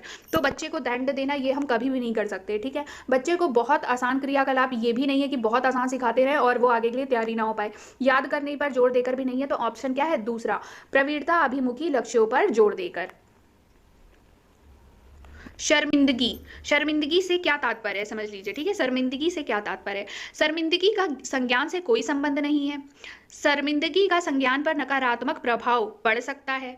बच्चों को अधिगम हेतु अभिप्रेरित करने के लिए बहुत प्रभावशाली है। शर्मिंदगी के भाव को अध्यापन अधिगम प्रक्रिया में बार बार पैदा करना चाहिए। ये गलत है। सबसे पहले शर्मिंदगी क्या है? शर्मिंदगी एक निगेटिव पॉइंट है, तो बच्चों को अधिगम हेतु अभिप्रेरित करने के लिए बहुत प्रभावशाली है, ये तो है नहीं। अगर बच्चा शर्मिंदा हो रहा है तो क्या वो अच्छे से प्रभावशाली तरीके से सीख सकता है? ऐसा तो है नहीं। शर्मिंदगी के भाव को अध्यापन अधिगम प्रक्रिया में बार बार पैदा करना चाहिए। जी नहीं, ये भी नहीं है। का संज्ञान से कोई संबंध नहीं है, ऐसा नहीं है, संज्ञान से संबंध है। शर्मिंदगी का संज्ञान पर नकारात्मक प्रभाव पड़ सकता है, तो ऑप्शन नंबर 2 जो है वो राइट आंसर हो जाएगा। 21 क्वेश्चन देख लेते हैं। निम्न में से अध्यापन अधिगम का सबसे प्रभावशाली माध्यम कौन सा है? अध्यापन अधिगम का सबसे प्रभावशाली माध्यम पूछा गया है। विषय वस्तु को यंत्रवत याद करना, संकल्पनाओं के बीच संबंध खोजना, बिना विश्लेषण के अवलोकन निकालना, अनुकरण, नकल और दोहराना। विषय वस्तु को याद करना ही प्रभावशाली माध्यम है नहीं। क्या तुम पढ़ाना चाहते हो, क्या तुम बुक याद करवा दो पूरी, तो बच्चे को क्या अच्छा अधिगम, प्रभावशाली अधिगम आ जाएगा उसको? ऐसा नहीं है। बिना विश्लेषण के अवलोकन करना, ये भी नहीं है। अनुकरण, नकल करना, ये इससे क्या बच्चे को अधिगम प्रभावशाली होगा? जी नहीं। तो ऑप्शन नंबर 2 जो है वो सही हो जाएगा, संकल्पनाओं के बीच संबंध खोजना। 20 है। एक अध्यापिका को दिए गए किसी कार्यकलाप में छात्रों की विभिन्न त्रुटियों का विश्लेषण करना चाहिए, क्योंकि एक अध्यापिका को दिए गए किसी कार्यकलाप में छात्रों की विभिन्न त्रुटियों का विश्लेषण करना चाहिए, क्योंकि इसके आधार पर वह दंड की मात्रा निर्धारित कर सकती है। दंड जैसे शब्द निगेटिव है तो ये क्रॉस कर दो, ठीक है। त्रुटियों की समझ अध्यापन अधिगम प्रक्रिया के लिए अर्थपूर्ण है, ठीक है। ये ऑप्शन सही लग रहा है, लेकिन 3rd और 4th भी देख लेते हैं। इसके आधार पर वह ज्यादा त्रुटियां करने वाले छात्रों को दूसरे छात्रों से अलग कर सकती है। कभी भी हमें छात्रों को अलग नहीं करना है, ठीक है। चाहे छात्र कैसा भी हो, उसे कभी भी हम अलग नहीं करेंगे छात्रों से। अधिगम केवल त्रुटियों के शोधन पर निर्भर है। ये भी ऑप्शन हमारा गलत हो जाएगा, तो हमारा राइट आंसर कौन सा हो जाएगा? ऑप्शन नंबर 2, त्रुटियों की समझ अध्यापन अधिगम प्रक्रिया के लिए अर्थपूर्ण है। 3rd क्वेश्चन देख लेते हैं। बच्चों को सीखने में कठिनाई होती है, कब होती है? सूचना अलग अलग टुकड़ों में प्रस्तुत की जाए, वो आंतरिक रूप से अभिप्रेरित हो, अधिगम सामाजिक संदर्भ में हो, विषय वस्तु को बहुरूपों में प्रस्तुत किया गया हो। तो इसका राइट आंसर क्या हो जाएगा? सूचना अलग अलग टुकड़ों में प्रस्तुत की जाए तब बच्चों को सीखने में कठिनाई होती है ना। 24th क्वेश्चन देख लेते हैं। अधिगम की सर्वोत्तम अवस्था कौन सी है? अधिगम की सर्वोत्तम अवस्था उच्च उत्तेजना उच्च भय, निम्न उत्तेजना उच्च भय, संतुलित उत्तेजना कोई भय नहीं, कोई उत्तेजना नहीं, कोई भय नहीं। तो उच्च उत्तेजना उच्च भय गलत है। भय क्यों होगा भाई? अधिगम की सर्वोत्तम अवस्था भय होना है। अगर हमको सीखना चाहते हैं और हम बहुत ज्यादा डर रहे हैं तो क्या वो सर्वोत्तम अवस्था हो जाएगी? गलत बात है। तो उच्च भय तो हटा दो बिल्कुल। संतुलित उत्तेजना होनी चाहिए और कोई भय नहीं होना चाहिए, ठीक है। कोई उत्तेजना नहीं, कोई भय नहीं, कोई उत्तेजना नहीं। जब तक उत्तेजना नहीं होगी तब तक कैसे आप सीख सकते हो? तो 4th नंबर भी गलत हो जाएगा, ऑप्शन नंबर 3rd सही हो जाएगा, ठीक है। 25th क्वेश्चन देख लेते हैं। 25th क्वेश्चन है, अधिगम का संरचनात्मक विचार यह सुझाव देता है कि ज्ञान की संरचना में बच्चों की कोई भूमिका नहीं होती। बच्चे पूर्ण रूप से वयस्कों पर निर्भर करते हैं, बच्चे सक्रिय भूमिका निभाते हैं, बच्चे पूर्ण रूप से पाठ्य पुस्तकों पर निर्भर रहते हैं। तो अधिगम की संरचना विचार यह सुझाव देता है कि ज्ञान सीखने में बच्चा क्या है, सक्रिय भूमिका निभाता है। तो option number 3 is the right answer. 26th question देख लेते हैं। अधिगम के लिए निम्न में से कौन सी धारणा उपयुक्त है? योग्यता सुधार्य, योग्यता अटल, प्रयासों से कोई फर्क नहीं पड़ता, असफलता अनियंत्रित है। तो अधिगम के लिए कौन सी धारणा उपयुक्त होगी, बताइए आप लोग। अधिगम के लिए योग्यता सुधार्य धारणा उपयुक्त है, ठीक है।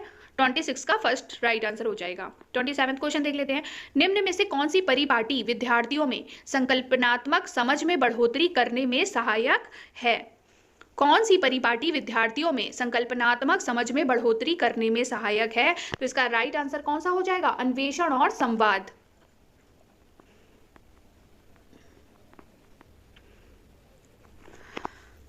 28th क्वेश्चन देख लेते हैं। एक कार्य के दौरान साइना स्वयं से बात कर रही है कि वह कार्य पर किस प्रकार प्रगति कर सकती है। लेव वाइगोत्स्की के भाषा और चिंतन सोच के बारे में दिए गए विचारों के अनुसार इस तरह का व्यक्तिगत वाक क्या कहलाता है? इस तरह का व्यक्तिगत वाक कहलाता है स्वनियमन। क्या कहलाता है? स्वनियमन। कल भी वाइगोत्स्की से एक क्वेश्चन आया था जो सेट था उसमें, और आज भी जो सीटेट का सेट है इसमें भी लेव वाइगोत्स्की से एक क्वेश्चन आया है। तो लेव वाइगोत्स्की आप लोग देख सकते हो कितना ज्यादा इंपॉर्टेंट है। तो इसका राइट आंसर हो जाएगा ऑप्शन नंबर 2, ठीक है। 29th क्वेश्चन देखते हैं। 29th क्वेश्चन है, मूल्यांकन पद्धतियों का लक्ष्य होना चाहिए। क्या होना चाहिए? विद्यार्थियों को नामांकित करना, योग्यता आधारित समूहों में विद्यार्थियों को विभाजित करना, विद्यार्थियों की जरूरतों एवं आवश्यकताओं की पहचान करना, पुरस्कार वितरण हेतु उच्च अंक प्राप्त करने वाले विद्यार्थियों को पहचान करना। विद्यार्थियों को नामांकित करना, कभी ये नामांकित जैसे शब्द निगेटिव होते हैं तो देखते ही आप काट दो तो ज्यादा अच्छा है। योग्यता आधारित समूहों में विद्यार्थियों को विभाजित करना, मैंने बोला पहले भी कि कभी भी हम बच्चों को समूह में विभाजित नहीं करेंगे कि आप अलग समूह में रहोगे, आप अलग समूह में रहो, ऐसा हम कभी नहीं करेंगे, ठीक है। उच्च अंक प्राप्त करने वाले विद्यार्थियों की पहचान करना, मतलब उच्च अंक प्राप्त करने विद्यार्थी की पहचान कर रहे हैं तो निम्न अंक प्राप्त करने वाले जो बच्चे हैं उनको हम अलग कर रहे हैं ना, तो ये भी एक तरह से क्या है, निगेटिव हो गया। तो ऑप्शन नंबर 3 हमारा सही हो जाएगा कि विद्यार्थियों की जरूरतों एवं आवश्यकताओं की पहचान करना। लास्ट क्वेश्चन है। लास्ट क्वेश्चन क्या है? बच्चों के विकास की व्यक्तिगत विभिन्नताओं को किस प्रकार प्रतिरूपित किया जा सकता है? केवल आनुवांशिकता पर, केवल पर्यावरण पर, न आनुवांशिकता पर, न पर्यावरण पर, आनुवांशिकता एवं पर्यावरण की पारस्परिकता पर। बच्चों के विकास की व्यक्तिगत विभिन्नताओं को आनुवांशिकता एवं पर्यावरण की पारस्परिकता पर प्रतिरूपित किया जा सकता है। पहला क्वेश्चन है, विकास क्या है? विकास एक अनिरंतर प्रक्रिया है, एक क्रमिक प्रक्रिया है। व्यक्तिगत कारकों से प्रभावित होता है लेकिन वातावरणीय कारकों से नहीं। वातावरणीय कारकों से प्रभावित होता है लेकिन व्यक्तिगत कारकों से नहीं। तो विकास क्या है? देखो, विकास सबसे पहले तो निरंतर चलने वाली प्रक्रिया है, तो ये अनिरंतर तो होगी नहीं। व्यक्तिगत कारकों से भी प्रभावित होता है और वातावरणीय कारकों से भी प्रभावित होता है, तो ये जो दोनों ऑप्शन है गलत हो जाएंगे। तो राइट आंसर क्या हो जाएगा? एक क्रमिक प्रक्रिया है। विकास एक क्रम से चलता है। क्रम जैसे कि पहले शैशवावस्था आएगा, बाद में बाल्यावस्था, फिर किशोरावस्था, तो ये एक तरह से क्या हो रहा है, क्रम से चल रहा है ना। तो विकास एक क्रमिक प्रक्रिया है, यानी कि ऑप्शन नंबर 2 क्या हो जाएगा? सही हो जाएगा, ठीक है। क्वेश्चन 2 है, निम्न में से कौन सा विकास को प्रभावित करने वाला वातावरणीय कारक है? वंशाणु, आनुवांशिकता, परिपक्वता या विद्यालय? तो कौन सा ऐसा वातावरणीय कारक है जो विकास को प्रभावित करता है? तो ये तो वातावरणीय कारक है नहीं, ये भी नहीं है और ये भी नहीं है। तो विद्यालय क्या है? वातावरणीय कारक है जो विकास को प्रभावित करता है। बहुत छोटे बच्चों के लिए निम्न में से कौन सा समाजीकरण का प्राथमिक और प्रधान घटक है? बहुत छोटे बच्चों के लिए कौन सा समाजीकरण का प्राथमिक और प्रधान घटक हो जाएगा? तो ये हो जाएगा परिवार, है ना। परिवार ही समाजीकरण का प्रथम पाठशाला होती है, समाजीकरण का प्रथम माध्यम ही परिवार होता है। तो बहुत छोटे बच्चों के लिए समाजीकरण का प्राथमिक और प्रधान घटक हो जाएगा परिवार। क्वेश्चन है, जीन पियाजे के संज्ञानात्मक विकास सिद्धांत के अनुसार किस चरण पर अनैच्छिक क्रियाएं अधिगम का प्रधान और माध्यमिक माध्यम होती हैं? तो किस चरण पर अनैच्छिक क्रियाएं अधिगम का प्रधान और प्राथमिक माध्यम होती हैं? तो ये होती है संवेदी गामक में, ठीक है। जीन पियाजे ने संज्ञानात्मक विकास दिया है और इन्होंने संज्ञानात्मक विकास की 4 क्या बताई हैं? अवस्थाएं बताई हैं, जिसमें से संवेदी गामक, पूर्व संक्रियात्मक, मूर्त संक्रियात्मक और औपचारिक संक्रियात्मक अवस्थाएं हैं। मैं इनकी एज भी बता देती हूँ। इसकी एज होती है 0 से 2 वर्ष, पूर्व संक्रियात्मक 2 से 7, मूर्त संक्रियात्मक 7 से 11, औपचारिक संक्रियात्मक 11 से 14 वर्ष, ठीक है। जीन पियाजे के अनुसार नई जानकारी की समझ बनाने के लिए मौजूदा स्कीमा में बदलाव की प्रक्रिया क्या कहलाती है? ये कहलाती है समायोजन। क्या कहलाती है? समायोजन। समीपस्थ विकास का क्षेत्र संप्रत्यय निम्न में से किसने प्रतिपादित किया था? समीपस्थ विकास का क्षेत्र यानी कि ZPD, zone of proximal development बोलते हैं इसको, ये किसने दिया था? ये दिया था लेव वाइगोत्स्की ने।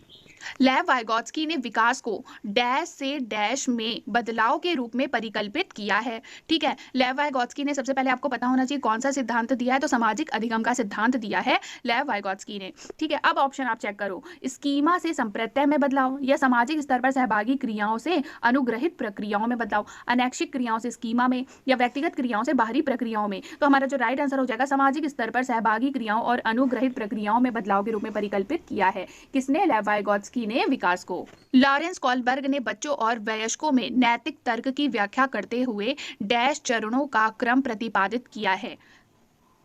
कितने चरणों का क्रम प्रतिपादित किया है? इन्होंने 6 चरणों का क्रम प्रतिपादित किया है। और आपको पता होना चाहिए कि लॉरेंस कोलबर्ग ने नैतिक विकास का सिद्धांत भी दिया है। ठीक है, संरचनावादी उपागम के अनुसार निम्न में से कौन से घटक को विद्यार्थियों में नहीं बढ़ाना चाहिए? किस घटक को विद्यार्थियों में नहीं बढ़ाना चाहिए? समस्या समाधान, निर्देशित खोज, सहयोगी अनुमान या कंठस्थ स्मरण? तो देखो, समस्या समाधान को तो बढ़ाना चाहिए, निर्देशित खोज को भी बढ़ावा देना चाहिए, सहयोगी अनुमान को भी बढ़ावा देना चाहिए, लेकिन कंठस्थ स्मरण एक निगेटिव वर्ड हो गया, तो इसको बढ़ावा नहीं देना चाहिए। तो मतलब कि ऑप्शन नंबर 4 क्या हो जाएगा? सही हो जाएगा। बुद्धि लब्धि परीक्षणों के संदर्भ में निम्न में से कौन सा कथन सही है? बुद्धि लब्धि परीक्षणों के संदर्भ में हमें बताना है कौन सा कथन सही है। वे बहुत व्यापक तरीके से बुद्धि को मापते हैं। बुद्धि लब्धि परीक्षणों में मापने की एक निश्चित प्रकार की क्या है? त्रुटि है। बुद्धि लब्धि परीक्षण किसी भी प्रकार के सांस्कृतिक पूर्वाग्रह से मुक्त हैं। बुद्धि लब्धि परीक्षण हमेशा अत्यधिक विश्वसनीय होते हैं। तो इसका राइट आंसर क्या हो जाएगा? वे बहुत व्यापक तरीके से बुद्धि को मापते हैं। तो ऑप्शन नंबर 1 क्या हो जाएगा? सही हो जाएगा। सिद्धांतवादी भाषा और विचार के मध्य संबंध की अवधारणात्मक समझ के बारे में मतभेद रखते हैं। जबकि जीन पियाजे का मानना है कि डैश डैश को प्रभावित करता है, लेव वाइगोत्स्की का सुझाव है कि डैश डैश को निर्देशित करता है। हमेशा से जीन पियाजे और वाइगोत्स्की के मध्य मतभेद चला आ रहा है। ठीक है, तो अब ये जानना है आप लोगों को कि जीन पियाजे क्या मानते हैं और वाइगोत्स्की क्या मानते हैं। तो देखो, जीन पियाजे ने बोला है कि संज्ञान भाषा को प्रभावित करती है और वाइगोत्स्की का मानना है कि भाषा विचार को प्रभावित करते हैं। ठीक है, भाषा विचार को निर्देशित करते हैं। तो ऑप्शन नंबर 1 क्या हो जाएगा? सही हो जाएगा। पाठ्य पुस्तकों में महिलाओं की तुलना में पुरुषों का अधिक प्रतिनिधित्व होना किसका उदाहरण है? जेंडर पूर्वाग्रह, जेंडर समता, जेंडर समानता या जेंडर निष्पक्षता? तो पाठ्य पुस्तकों में महिलाओं की तुलना में पुरुषों का अधिक प्रतिनिधित्व होना जेंडर पूर्वाग्रह का उदाहरण है। एक शिक्षक शिक्षिका को पढ़ाने के दौरान विद्यार्थियों के सीखने की गति पर ध्यान देना चाहिए। पढ़ाने के दौरान विद्यार्थियों की सीखने की गति को अनदेखा कर देना चाहिए, ये तो गलत हो जाएगा। केवल अच्छा निष्पादन करने वाले विद्यार्थियों की गति पर ध्यान देना चाहिए, ये भी गलत हो जाएगा। विद्यार्थियों के सीखने की गति में व्यक्तिगत विभिन्नताओं की अनदेखी करनी चाहिए, ये भी गलत है। हमारा ऑप्शन क्या है? पहला सही हो जाएगा। सीखने के उद्देश्य हेतु आकलन का उपयोग करने के लिए एक शिक्षक को चाहिए कि वह सत्र के अंत में परीक्षा का आयोजन करे, केवल मानकीकृत परीक्षणों का उपयोग करे, चल रही गतिविधि में बच्चे की भागीदारी के आधार पर आकलन करे, सभी के लिए अर्धवार्षिक परीक्षा अनिवार्य करे। तो आकलन का उपयोग करने के लिए शिक्षक को क्या करना चाहिए? सत्र के अंत में परीक्षा का आयोजन करें, ये गलत है। केवल मानकीकृत परीक्षण, ये भी गलत है। हमारा ऑप्शन 3 सही हो जाएगा। चल रही गतिविधि में बच्चे की भागीदारी के आधार पर आकलन करें। ठीक है, निम्नलिखित में से किसके द्वारा विद्यार्थियों में समालोचनात्मक चिंतन में बाधा पड़ने की संभावना है? विद्यार्थियों में समालोचनात्मक चिंतन में बाधा पड़ने की संभावना है, ये पूछा जा रहा है। तो ऑप्शंस देख लेते हैं। अनुरूपकों के प्रयोग को बढ़ावा देने से, ये तो सही है, मतलब ये आंसर नहीं होगा। खुले अंत वाले प्रश्न पूछने से, ये भी सही है। गहन चिंतन के लिए समय प्रदान करने में, ये भी सही है। रट कर याद करने को प्रोत्साहित करने पर, तो यही क्या होगा? हमारा राइट आंसर हो जाएगा। ठीक है, निम्न सामाजिक आर्थिक समूहों से संबंध रखने वाले विद्यार्थियों के सफल समावेशन हेतु कौन सी बात महत्वपूर्ण है? सामाजिक आर्थिक समूहों से संबंध रखने वाले विद्यार्थियों के सफल समावेशन हेतु बताना है आपको। ठीक है, तो मानकीकृत पाठ्यचर्या द्वारा शिक्षण, उनके सामाजिक सांस्कृतिक परिवेश की अनदेखी करना, ये तो होगा ही नहीं। ठीक है, पारस्परिकता के बोध का विकास करने वाली विद्यालय संस्कृति को समुन्नत करना, केवल प्रभुत्ववादी संस्कृतियों से प्रचलित प्रथाओं का क्रियान्वयन करना। तो हमारा ऑप्शन क्या? 3 सही हो जाएगा। ठीक है, गलत शब्द जोड़ना, शब्दों को अनियमित रूप से बदलना और छोड़ देना, वाक्यों में शब्दों के क्रम को इधर उधर कर देना, यह सभी किसके स्पष्ट संकेत हैं? तो यह सब क्या दर्शाता है? गलत शब्द जोड़ना, गलत शब्द बदल देना, छोड़ देना, शब्दों को छोड़ देना, बदल देना, ये क्या दर्शाता है? ये अधिगम क्षमता दर्शाता है। ठीक है, अधिगम अक्षमता दर्शाता है ये। दृष्टिबाधित विद्यार्थियों के समावेशन को सफल बनाने के लिए निम्नलिखित में से कौन सा कारक एक बाधक बन सकता है? कौन सा कारक बाधक बन सकता है? इलेक्ट्रॉनिक रूप से अभिरूपित व्याख्यान टिप्पणियां, रिकॉर्ड किए गए श्रव्य व्याख्यान, चित्रात्मक सामग्रियों के स्पर्शनीय प्रतिमान या लिखित विवरण और आरेख। तो दृष्टिबाधित विद्यार्थियों के लिए बोला है, तो ये तो सही है, ये भी सही है, ये भी सही है। तो गलत क्या हो जाएगा, मतलब कि कौन सा बाधक बनेगा? तो लिखित विवरण और आरेख जो है वो बाधा बनेगा दृष्टिबाधित विद्यार्थियों के लिए। ठीक है। स्वलीनता ग्रसित विद्यार्थी विशिष्ट रूप से किस व्यवहार को प्रदर्शित करते हैं? तो स्वलीनता ग्रसित विद्यार्थी उत्कृष्ट मौखिक संप्रेषण कौशल, अति क्रियाशीलता, पुनरावृत्ति आचरण व्यवहार, सामाजिक अंतःक्रियाओं के लिए उत्साह। इसका राइट आंसर क्या हो जाएगा? किस व्यवहार को प्रदर्शित करते हैं? वो करते हैं अति क्रियाशीलता को। ठीक है। भाषाली विद्यार्थियों के बारे में निम्नलिखित में से कौन सा सही है? वे अत्यधिक प्रयासों द्वारा सीखते हैं, वे जानकारी को समझने में अधिक समय लेते हैं, उनमें औसत से अधिक क्षमता होती है, उनके विचारों में रचनात्मकता और मौलिकता की कमी होती है। तो उनमें औसत से अधिक क्षमता होती है, यही क्या होता है? प्रतिभाशाली विद्यार्थी की विशेषता होती है। ठीक है। अब ये कथन वाला क्वेश्चन है। ठीक है। प्राथमिक कक्षाओं में विद्यार्थियों को पढ़ाने के लिए शिक्षक को प्रमुख रूप से व्याख्यान पद्धति का प्रयोग करना चाहिए। सीखने की प्रक्रिया सबसे ज़्यादा तब प्रभावी होती है जब वह निष्क्रिय श्रवण के माध्यम द्वारा की जाती है। तो पहली बात तो प्राथमिक कक्षा में व्याख्यान पद्धति से प्रयोग करके नहीं पढ़ाना चाहिए, और सीखने की प्रक्रिया तब ज़्यादा प्रभावी नहीं, निष्क्रिय श्रवण के माध्यम से प्रभावी थोड़ी ना होगी भाई, सक्रिय श्रवण के माध्यम से प्रभावी होगी। तो ये दोनों ही ऑप्शन क्या हो जाएंगे? गलत, मतलब कि ऑप्शन नंबर 4 सही हो जाएगा। वास्तविक दुनिया के संदर्भों में सीखने के लिए मस्तिष्क डैश है, इसलिए विद्यालयों को डैश अधिगम पर जोर देना चाहिए। वास्तविक दुनिया के संदर्भों से सीखने के लिए मस्तिष्क सक्षम तो सही है, असक्षम तो होगा नहीं, तो ऑप्शन 2 गलत हो जाएगा, 4th भी गलत हो जाएगा। मस्तिष्क सक्षम है, इसलिए विद्यालयों को रचनात्मक अधिगम या पाठ्य पुस्तक आधारित तो होगा नहीं। ठीक है। रचनात्मक अधिगम पर जोर देना चाहिए, तो ऑप्शन नंबर 1 क्या हो जाएगा? सही हो जाएगा। ठीक है। बात किसका समर्थन करता है? शिक्षार्थियों द्वारा नए ज्ञान के सृजन का, शिक्षकों द्वारा नए ज्ञान की अस्वीकृति का, पहले से अर्जित ज्ञान के पुनरुत्थान का, रट कर याद किए गए ज्ञान के प्रदर्शन का। तो रचनावाद समर्थन करता है जब शिक्षार्थी नए ज्ञान का सृजन करते हैं, मतलब कि ऑप्शन नंबर 1 शिक्षार्थियों द्वारा नए ज्ञान के सृजन का। और क्वेश्चन है, कक्षा में सभी विद्यार्थियों को शामिल करने के लिए डैश विविध साधन प्रदान करना महत्वपूर्ण है। करने के लिए कौन से विविध साधन प्रदान करना महत्वपूर्ण है? तो संलग्नता के विविध साधन प्रदान करना महत्वपूर्ण है। ठीक है। एक समस्या से कई मध्यवर्ती उपलक्ष्यों में विभाजित करने की युक्ति और फिर प्रत्येक मध्यवर्ती उपलक्ष्य को हल करने के साधनों का पता लगाना क्या कहलाता है? क्या कहलाता है? ये कहलाता है अनुरूपात्मक चिंतन, मतलब कि ऑप्शन नंबर 2। 6 क्वेश्चन में भी कथन पूछा है। ठीक है। अध्यापकों को पढ़ाई जाने वाली अवधारणाओं के बारे में विद्यार्थियों के सहज सिद्धांतों के बारे में जानना चाहिए और उसी के आधार पर पाठ आगे बढ़ाना चाहिए। तो सही है। तर्क देख लेते हैं। विद्यार्थियों के सहज सिद्धांत एक प्रकार की वैकल्पिक अवधारणाएं हैं और आगे के अधिगम में बहुत मायने रखती हैं। ये भी सही है। अब हम ऑप्शन पढ़ेंगे। ए और आर दोनों सही है और आर ए की सही व्याख्या करता है। ये तो सही है ना, आर जो है वो ए की व्याख्या ही तो कर रहा है। ए और आर दोनों सही है, लेकिन आर ए की सही व्याख्या नहीं करता, मतलब ये गलत है। ए सही है, आर गलत है, ये भी गलत है। ए और आर दोनों गलत है, ये भी गलत है। तो ऑप्शन नंबर 1 क्या हो जाएगा? सही हो जाएगा।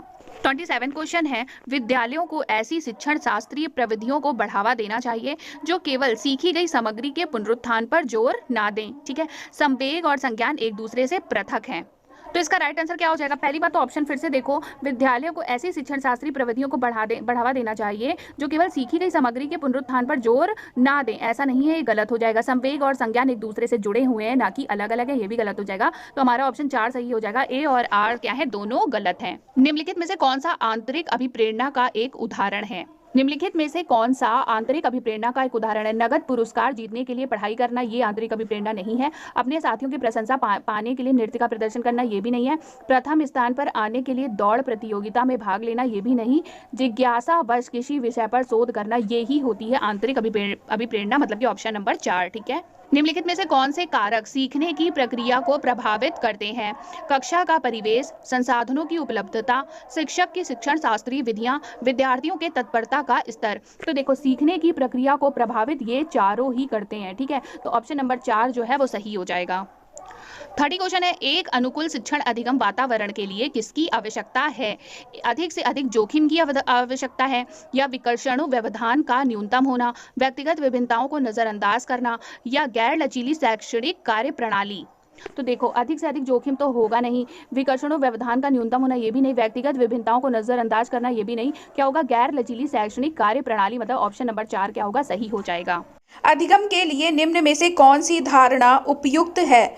अधिगम के लिए निम्न में से कौन सी धारणा उपयुक्त है? प्रयासों से कोई फर्क नहीं पड़ता, योग्यता सुधार्य है, योग्यता अटल है या असफलता अनियंत्रित है।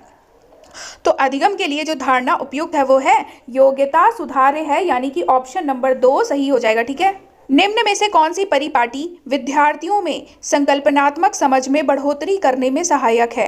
अन्वेषण और संवाद, प्रतिस्पर्धा आधारित प्रतिस्पर्धाएं, पाठ्यपुस्तक केंद्रित शिक्षा शास्त्र, बारंबार परीक्षाएं। विद्यार्थियों में संकल्पनात्मक समझ में बढ़ोतरी करने में ये तीनों कभी भी सहायक नहीं होंगे। जो सहायक होगा वो क्या होगा? अन्वेषण और संवाद, यानी कि ऑप्शन नंबर 1। बच्चों को सीखने में कठिनाई होती है जब विषय वस्तु को बहुरूपों में प्रस्तुत किया जाता है, सूचना अलग अलग टुकड़ों में प्रस्तुत की जाए, वो आंतरिक रूप से अभिप्रेरित हो या अधिगम सामाजिक संदर्भ में हो। तो बच्चों को सीखने में कठिनाई होती है जब सूचना अलग अलग टुकड़ों में प्रस्तुत की जाती है, यानी कि ऑप्शन नंबर 2 सही हो जाएगा। अधिगम की सर्वोत्तम अवस्था कौन सी है? कोई उत्तेजना नहीं, कोई भय नहीं, उच्च उत्तेजना उच्च भय, निम्न उत्तेजना उच्च भय या संतुलित उत्तेजना कोई भय नहीं। तो अधिगम की जो सर्वोत्तम अवस्था है वो कौन सी होती है? पहली बात तो उसमें कोई भय नहीं होता, तो यानी कि दो ऑप्शन तो गलत हो जाएंगे, और उत्तेजना होती है। ठीक है, उत्तेजना होती है और कोई भय नहीं होता, तभी अधिगम सर्वोत्तम होता है। तो इसका मतलब ऑप्शन 4 जो है सही हो जाएगा। का संरचनात्मक विचार या सुझाव देता है कि ज्ञान की संरचना में बच्चे पूर्ण रूप से पाठ्यपुस्तक पर निर्भर रहते हैं, ऐसा नहीं है। बच्चों की कोई भूमिका नहीं होती, ये भी नहीं है। बच्चे पूर्ण रूप से वयस्कों पर निर्भर है, ये भी नहीं। बच्चे सक्रिय भूमिका निभाते हैं। ठीक है, तो ऑप्शन नंबर 4 सही हो जाएगा। एक कार्य के दौरान साइना स्वयं से बात कर रही है कि वह कार्य पर किस प्रकार प्रगति कर सकती है। लेव वाइगोत्स्की के भाषा और चिंतन या सोच के बारे में दिए गए विचारों के अनुसार इस तरह का व्यक्तिगत वाक्य क्या दर्शाता है? ये वेरी वेरी इंपॉर्टेंट क्वेश्चन है। वाइगोत्स्की ने इस तरह के व्यक्तिगत वाक्य को स्वनियमन कहा है। ठीक है। मूल्यांकन पद्धतियों का लक्ष्य होना चाहिए पुरस्कार वितरण हेतु उच्च अंक प्राप्त करने वाले विद्यार्थियों की पहचान करना, विद्यार्थियों को नामांकित करना, योग्यता आधारित समूह में विभाजित करना, विद्यार्थियों की जरूरतों एवं आवश्यकताओं की पहचान करना। तो कभी भी हम उच्च अंक प्राप्त करने वाले विद्यार्थियों की पहचान नहीं करेंगे, नामांकित नहीं करेंगे या समूहों में नहीं बांटेंगे। तो अच्छा ऑप्शन क्या है? विद्यार्थियों की जरूरतों एवं आवश्यकताओं की पहचान करना। बच्चों के विकास की व्यक्तिगत विभिन्नताओं को किस पर प्रतिरोपित किया जा सकता है? जब भी विकास की बात आती है तो आनुवांशिकता और पर्यावरण की भूमिका होती है उसमें। ठीक है, तो इसका राइट आंसर हो जाएगा आनुवांशिकता एवं पर्यावरण की पारस्परिकता पर। एक खेल प्रक्रिया के दौरान चोट लगने पर रोहन रोने लगा। यह देखकर उसके पिता ने कहा, लड़कियों की तरह व्यवहार ना करो, लड़के रोते नहीं हैं। पिता का यह कथन था लैंगिक रूढ़िवादिताओं को चुनौती देना। लैंगिक रूढ़िवादिताओं को दर्शाता है, लैंगिक समानता को बढ़ावा देता है या लैंगिक भेदभाव को कम करता है? तो इसका राइट आंसर हो जाएगा लैंगिक रूढ़िवादिताओं को दर्शाता है। ठीक है। एक प्रगतिशील कक्षा में विद्यार्थियों को उनके अकादमिक अंकों के आधार पर नामांकित करना चाहिए, ऐसा नहीं है। हम कभी भी बच्चों को उनके अंकों के आधार पर नामांकित नहीं करेंगे। अध्यापक को अटल पाठ्यक्रम का पालन करना चाहिए, ऐसा भी नहीं। विद्यार्थियों में प्रतिस्पर्धा हम कभी नहीं चलाएंगे। ज्ञान की संरचना के लिए प्रचुर मौके प्रदान करने चाहिए, यही ऑप्शन सही हो जाएगा। गतिविधि के दौरान छात्रों को संघर्ष करते देख एक अध्यापिका बच्चों को संकेत और इशारे जैसे क्या, क्यों, कैसे प्रदान करने का फैसला लेती है। लेव वाइगोत्स्की के सिद्धांत के अनुसार अध्यापिका की यह योजना अधिगम की प्रक्रिया में अर्थहीन है। बच्चों को अधिगम के लिए अनुप्रेरित और निष्प्रेरित करेगी। अधिगम के लिए पाठ आधारभूत संरचना का काम करेगी या छात्रों में प्रत्याहार निकास प्रवृत्तियां पैदा करेगी। तो लेव वाइगोत्स्की के सिद्धांत के अनुसार अध्यापिका की यह योजना अधिगम के लिए पाठ या आधारभूत संरचना का काम करेगी, यानी कि ऑप्शन नंबर 3 सही हो जाएगा। बच्चों के समाजीकरण के संदर्भ में निम्न में से कौन सा कथन सही है? परिवार एवं जनसंचार दोनों समाजीकरण के द्वितीयक कारक हैं। ऐसा नहीं है, परिवार प्रथम होता है। ठीक है, विद्यालय समाजीकरण का एक द्वितीयक कारक है और परिवार समाजीकरण का एक प्राथमिक कारक है, ये तो सही है। विद्यालय समाजीकरण का एक प्राथमिक कारक है, विद्यालय प्राथमिक नहीं होता, परिवार प्राथमिक होता है। समकक्षी समाजीकरण के प्राथमिक कारक है, ऐसा भी नहीं है। तो हमारा राइट आंसर क्या हो जाएगा? Option number 2। बहुबुद्धि का सिद्धांत जोड़ देता है कि बुद्धिमत्ता में कोई व्यक्तिगत विभिन्नताएं नहीं होती। बुद्धि लब्धि केवल वस्तुनिष्ठ परीक्षणों के द्वारा ही मापी जा सकती है। एक आयाम में बुद्धिमत्ता अन्य सभी आयामों में बुद्धिमत्ता निर्धारित करती है या बुद्धिमत्ता की विभिन्न दशाएं हैं। तो बहुबुद्धि का सिद्धांत जोड़ देता है कि बुद्धिमत्ता की विभिन्न दशाएं हैं, यानी कि ऑप्शन नंबर 4 सही हो जाएगा। कोलबर्ग के सिद्धांत के अनुसार किसी कार्य को इसलिए करना क्योंकि दूसरे इसकी स्वीकृति देते हैं नैतिक विकास के डैश चरण को दर्शाता है। तो किस चरण को दर्शाता है? अमूर्त संक्रियात्मक, प्रथापूर्व, प्रथागत या उत्तर प्रथागत? तो ये दर्शाता है प्रथागत चरण को। ठीक है। विकास के संदर्भ में निम्न में से कौन सा कथन सही है? विकास बहुआयामी होता है। विकास की दर सभी संस्कृतियों में सभा के लिए समान होती है। विकास केवल विद्यालय में होने वाले अधिगम से ही होता है। विकास केवल बाल्यावस्था के दौरान ही होता है। तो ऐसा तो है नहीं कि सभी संस्कृतियों में सभा के लिए समान होती, ये नहीं है। विकास की दर अलग अलग होती है। ठीक है। ऐसा भी नहीं है कि विकास केवल विद्यालय में होता है और ये केवल बाल्यावस्था में होता है, ये भी नहीं है। तो ये तीनों ऑप्शन गलत हो जाएंगे। सही ऑप्शन है विकास बहुआयामी होता है। वाइगॉत्स्की का सामाजिक सांस्कृतिक परिप्रेक्ष्य अधिगम प्रक्रिया में डैश के महत्व पर जोर देता है। तो लेव वाइगॉत्स्की ने सिद्धांत दिया है सामाजिक सांस्कृतिक सिद्धांत, और ये अधिगम प्रक्रिया में सांस्कृतिक उपकरणों के महत्व पर जोर देते हैं, यानी कि ऑप्शन नंबर 2 सही हो जाएगा। पियाजे अपने संज्ञानात्मक विकास के सिद्धांत में संज्ञानात्मक संरचनाओं को डैश के रूप में वर्णित करते हैं। तो जीन पियाजे ने संज्ञानात्मक विकास का सिद्धांत दिया है और जीन पियाजे संज्ञानात्मक संरचनाओं को स्कीमा या मनोबंध के रूप में वर्णित करते हैं, यानी कि ऑप्शन नंबर 1। जीन पियाजे के संज्ञानात्मक विकास के सिद्धांत में पूर्व संक्रियात्मक अवस्था में विकास का मुख्य गुण क्या होता है? पूर्व संक्रियात्मक अवस्था में संरक्षण और पदार्थों को क्रमबद्ध करने का क्षमता, अमूर्त सोच का विकास, विचार सोच में केंद्रीकरण या परिकल्पित निगमनात्मक सोच। तो पहले तो आपको ये बताना है कि पूर्व संक्रियात्मक अवस्था की एज क्या होती है। तो पहली होती है संवेदी कामक, उसके बाद होती है पूर्व संक्रियात्मक। तो पूर्व संक्रियात्मक की एज होती है 2 से 7 वर्ष, और इस एज में विचार सोच में केंद्रीकरण जो होता है इसका मुख्य गुण होता है इस अवस्था का। ठीक है। दिव्यांगजन अधिकार अधिनियम 2016 के अनुसार निम्न में से किस शब्दावली का प्रयोग उपयुक्त है? छात्र जिसका अशक्त शरीर है, मंदित छात्र, विकलांग छात्र, छात्र जिसे शारीरिक दिव्यांगता है। तो दिव्यांगजन अधिकार अधिनियम 2016 के अनुसार छात्र जिसे शारीरिक दिव्यांगता है, इस शब्दावली का प्रयोग उपयुक्त है। ठीक है। जन्म से किशोरावस्था तक बच्चों में विकास किस क्रम में होता है? किस क्रम में होता है जन्म से किशोरावस्था तक? तो ये अमूर्त मूर्त सांवेदिक तो होता नहीं, क्योंकि अमूर्त तो किशोरावस्था में होता है। तो सबसे पहले अमूर्त आएगा नहीं, तो ये कट जाएगा, ये भी कट जाएगा। और मूर्त बाल्यावस्था में होता है, तो ये भी नहीं। सबसे पहले होता है संवेदी कामक, फिर मूर्त अवस्था, फिर अमूर्त, यानी कि ऑप्शन नंबर 2 सही हो जाएगा। एक प्रगतिशील कक्षा में व्यक्तिगत विभिन्नताओं को किस प्रकार देखा जाना चाहिए? अध्यापन अधिगम प्रक्रिया की परियोजना के लिए महत्वपूर्ण है। अधिगम की प्रक्रिया में बाधा, अध्यापक के पक्ष पर असफलता, योग्यता आधारित समूह बनाने का मापदंड। तो एक प्रगतिशील कक्षा में व्यक्तिगत विभिन्नताओं को किस प्रकार देखना चाहिए? अध्यापन अधिगम प्रक्रिया की परियोजना के लिए महत्वपूर्ण। ठीक है। एक समावेशी कक्षा में डैश पर जोर होना चाहिए। हर बच्चे के सामर्थ्य को अधिकतम करने के लिए अवसर प्रदान करने में, प्रदर्शन अभिमुखी लक्ष्यों, अविभेदी समरूपी निर्देशों या सामाजिक पहचान के आधार पर छात्रों के अलगाव। तो एक समावेशी कक्षा में हर बच्चे के सामर्थ्य को अधिकतम करने के लिए अवसर प्रदान करने पर जोर होना चाहिए, यानी कि ऑप्शन नंबर 1 सही हो जाएगा। समस्या समाधान क्षमताओं को किस प्रकार सुसाध्य किया जा सकता है? विद्यार्थियों में डर की भावना पैदा करना, ऐसा है नहीं। लगातार अभ्यास, ये भी नहीं है। समस्याओं के हल हेतु अटल प्रक्रिया के इस्तेमाल को बढ़ावा देना, ये भी नहीं। आंसर हो जाएगा समरूपों के इस्तेमाल को बढ़ावा देकर। कठिनाइयों से जूझते छात्रों की जरूरतों को संबोधित करने के लिए अध्यापक को क्या नहीं करना चाहिए? क्या नहीं पूछा है। ठीक है। शिक्षा शास्त्र और आकलन की जटिल संरचनाओं का प्रयोग, द्रव्य श्रव्य सामग्रियों का इस्तेमाल, संरचनात्मक शिक्षा शास्त्रीय उपागमों का इस्तेमाल या व्यक्तिगत शैक्षिक योजना बनाना।